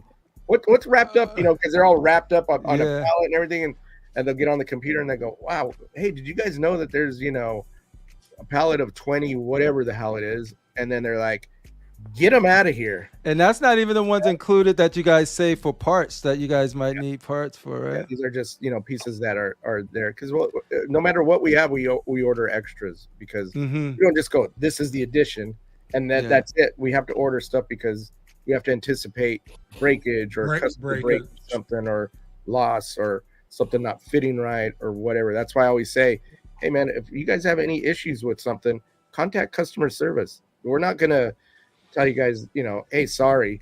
If we have the piece, they'll work it out and they'll go, hey, break your piece or send it back or whatever it may be, and we'll send. I could only speak from my own experience with Sideshow customer service. It's always been. No, they've been spot on because I bought a Green Lantern once, the tweeter had one, and the base came broken, and they sent me the replacement, but it too, the base still managed to break. I think it was just the way it was made. That's a tweeter head piece. So now we're even going out of our way supplying the customer service for a tweeter head piece because some people would be like, hey, that ain't our piece. That's bring that shit up with tweeter head or whomever it may be. But we encompass customer service for everything that we deflect. We were talking about Sideshow seconds is usually damaged boxes, not waitlist. But yeah, no, I'm gonna let you guys get out of here. Dude, Anthony, like cause cool, like it was like when we was covering it and I knew we wanted to because I know Fatal covered it Monday. Casual covered the same beta topic Tuesday. I haven't even got to see any of it. So after this, once I go grab dinner and I go home and kick back and relax, I'm gonna fire this up and see what I missed. And see all the real shit talking. No, it's pretty much all there. The thing is though, it's like I think what's cool and what makes this one a little unique is that you get your perspective, like Matt was saying. So it's awesome to just be able to be like, yo, you can ask them. Like you're not always gonna have the answers, but when you do, it's super helpful. Helpful. I don't pop in to try to bullshit anybody, and I'm not trying to like. I'm not here to defend, even though I give Rasheed a bunch of shit because he comes out hot. He comes out blazing. I'm like, all right. He's like, yeah, dude. Somebody needs to get in there and put an ice pack on that dude. He's getting way out of here. somebody needs to put him in some carbonite. I muted him. He ain't even talking. He's muted. He's in the course. He's in the carbonite right now. Jedi mind trick on him. Jedi mind. No, but because as I should. No, but what's cool too is like there's a lot of people that feel there's people that feel like Rasheed do, and it's cool for them to be able to talk about it and get it filled. Rasheed getting fired up because he brings up points that people want to hear, and there's people that probably agree with him, maybe 2 or 3. No, but like you said, on the other side of the other opposite end of that coin, there's the others, and just having multiple perspectives, having the conversation is always a little more healthier. So I appreciate you for doing that and giving us your time, especially on short notice, because it was just sort of everyone was like, invite Anthony. And I was like, well, if he's there. I was getting ready to cut out of here. I was like, man, finally I'm going to get out of the office. And here I am. Yeah, it's still then you decided to hang out with us. Yeah. You said food. I didn't even eat. Yeah, I just came, ran, did this. So it's gonna. But yeah. Anyway, I appreciate it, and thanks for once again. My intent is never to come in here to try to steamroll the conversation because I'm at Sideshow. It's just coming in. I see it more of just coming in as a fan and a collector, and just having a little bit of perspective to be able to answer some questions. So it doesn't. Super helpful. I think it's super helpful. So and hopefully everybody's cool with that. So anyway. With that said, it's helpful and appreciative. Appreciate it. So you guys got Spooktacular coming soon. So excited about that. See what's dropping. You want to see the back of that Wolverine? Spooktacular. Yep. There'll be some drops and some new stuff. Being talked about. I think I'm in there for a couple of videos, and then there's some pre-recorded stuff. I think, there's gonna be some pieces that I think. Well, not that I think. I know people are going to be excited about. I think they're going to be showing Riddler. Oh, there we go. Full reveal of the Riddler, Spooktacular. So, I'm pretty sure there's going to be a lot more. Yeah, there's going to be some stuff in there. So, but I mean, I can say Riddler because we've been teasing it. So it's like, tune in. You'll get a nice eye full of some stuff. So excited. And at the end of the day, that's what it's all about. See what statues we can plot, we can budget, we can make space, we can do what we got to do once we see it. Like now, I gotta. And just Canali threw me for the loop with that last one, yeah. The Wolverine dude, like, cause that wasn't on my radar to get. Like, and now it is. The Weapon X, yeah. You know, all those haters that were on Beast and wondering this, that, and the other. It's been for sale and it's doing well. Yeah. No, that's what I think. I think, like I said, it's all subjective to like or not like something, and I think for the most part, if you want a dynamic beast, there it is. If you want something that's a little more traditional, just hold out and wait. I'm pretty sure Sasha will make another beast. The only reason I say that, and it's not a braggadocious thing, it's just that it just goes to show you that sometimes the hype gets a little myopic and people just feed off of it and think one thing, but when it ends up really, the reality of it starts hitting, which we're happy about, because I go, you know, how's Beast doing? And then they go, oh, this, and I'm like, oh, what was all the boo-hoo crying about? If it was so horrible that everybody was making it out to be, then it would have shown up. And it's somewhat refreshing, and it gives us a little, you know, don't feel so shitty about sometimes when things come out the way. Yeah. No. You guys have analytics on your side, which is always good, because no matter. I'm surprised I didn't hear people crying about the Dark Beast. Oh, I'm surprised people haven't cried about that. Oh, this is a repay. They are. I'm sure people are. There's probably a whole forum about some hate somewhere. I mean, actually, I know there are, but hate. All right, cool. All right, Critical Mass. What do you want to leave the people with on this fine Thursday evening? As always, I want to thank the chat. You could have been any place. Shout out to the chat. Decided to hang out with us. And welcome back, Anthony. It's always good to see you. And you know, just want to say peace out to everybody. And Shane, we miss you. Hope everything works out. I know you're on that special assignment. And so special. Hey, we will see you next week. Yeah, no. So I wasn't gonna say this, but I gotta let people know what's going on with Shane. So we all know, and Rasheed, close your ears because I know you don't want to hear this. You know the Diddy situation, right? He's on some of those tapes, so he has to lay low. I gotta exile myself from this.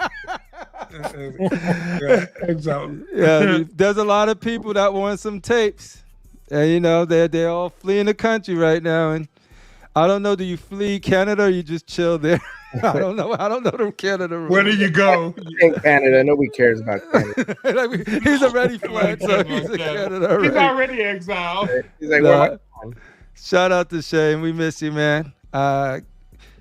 He's just handling some stuff. It's nothing crazy. Darth Rasheed. Yo, Rasheed was big. Like, he had me laughing on Cool Nerds, and then when I was chilling with him on CFP. So I was happy we got to talk a little more about it today. And yeah, so no, what do you want to leave the people with? What's so funny about me, man? Well, funny. Okay, I'm funny. I'm funny to you. About it? Yeah. Why am I? No, you know. I'm funny to you. I'm the joke to you. What the fuck is so funny? Exactly. Yo, okay, first of all. What the fuck is so funny about me? First of all, I never seen somebody so hard with a beanie and the glasses, right? Don't know if you want to be educated or street, so it was like throwing me off. No, so that's funny to me. That's so funny. Thing going on. Remember the last time, you know, I didn't really know Rasheed back in the day, or earlier on. I was like, man, he looks like Teddy Riley from Guy. Shit. Teddy Riley. You keep saying that bullshit, man. I don't know goddamn Teddy Riley. He was singing. I think he looked like you. Yeah. He busted out some vocals too, right? Yeah, man. I was happy. I was like, shit, this is like high school up in here. Got Teddy Riley in the chat. Yeah. No, that's right. Compliment, man. Teddy Riley. Well, I'm still a little upset, you know what I'm saying? But I get over it. My Star Wars collection is real big, so one Vader ain't gonna hurt, you know what I'm saying? But I you know, there's always Vaders. I'm still a little bitter. There might be a Vader that comes out and you're going, man, this. I'm glad I didn't get the other Vader. Yeah, I'm glad I didn't buy that Mythos one, because there's this other one that. No, because in my collection, You know what I'm saying? If you see my Sith collection, it's pretty black. He really doesn't have a lot of Vadas. Yeah, he got a half a Veda. Yeah, I had two. I have both the side. I have the sideshow Anakin one, and I have the we'll talk later about that. Teddy Riley Black. Shout out to everybody. You know what I'm saying? Shout out to the CMP. Shout out to Fatal. CMP. Shout out to Thor. Shout out to everybody. Gunder's man. son. You know, shout out to everybody. Shout out to Miguel Toy Quest. Shout out to everybody. Miguelito. Yeah, shout out. Yeah, and you guys are gonna be at Comic-Con. I think is this the last show before Comic-Con?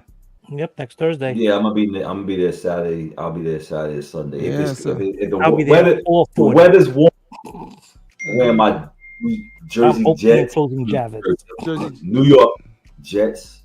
You know what I'm saying? Just to see any of these representing. Quick then question wear my for you, Mets, Darth Rasheed. wear my Mets jersey for all the Yankee fans. Anthony Kennedy. I'll be wearing my Mets jersey. You gotta let him do that too. Anthony, don't even show up in that Mets jersey. I'm gonna show up. I'm gonna be so orange. I'm gonna be so orange and blue. You know what I'm saying? I'm gonna carry a sign on my saying, what the sign gonna say? It's gonna say, I wish a Bronx motherfucker would. Yo, see, that's the thing. New York, they got their own street turf stuff going on over there. It ain't only California. So Rasheed, out of all of the people going to New York Comic-Con, who are you the most excited to see? Not including me. I don't care to see none of you motherfuckers. Y'all see that? Nah, I'm just joking. Listen, I'm going to Comic-Con. First of all, I want to just go hang out with you guys because I'm not trying to spend no more money.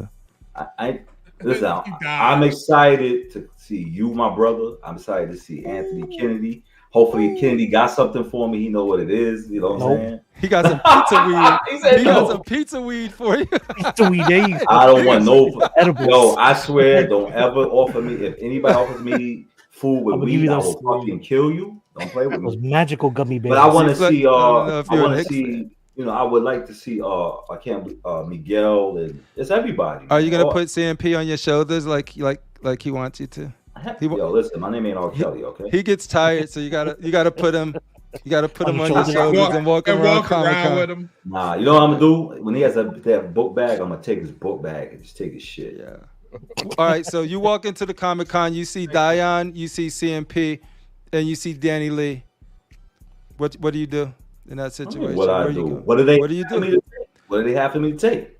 That's what I know. Like, are you going for casual first? Like, do you think he's gonna have the most value? The first person that says some crazy shit, I'm going for them for their head first. Off with their heads. I think Dion. And I'm watching Game of Thrones, so you know I'm with that chop the head. Shit. Now you're playing a political game. Rasheed, so are you telling people when you walk up to him, bend the knee?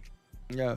I ain't say bend no knee. Fuck you. What if Slifer asks you to bend the knee once you get to the? What if Slifer asks you to bend the knee? Pause, son. Pause, man. That means you want somebody to submit to you. No, I don't want no man to submit to me, man. I want a woman to submit to me. I don't think you understand. I don't understand. You're right. I don't understand. I don't understand you, bro. Are you familiar with the term bow down? On that note, we're gonna leave y'all with Darth nobody ever told me to bow down. Favorite. If you guys want to get Anthony, help me. Your statues, the first thing you need to figure out is where the what a money reside. What a money reside. What a money reside. What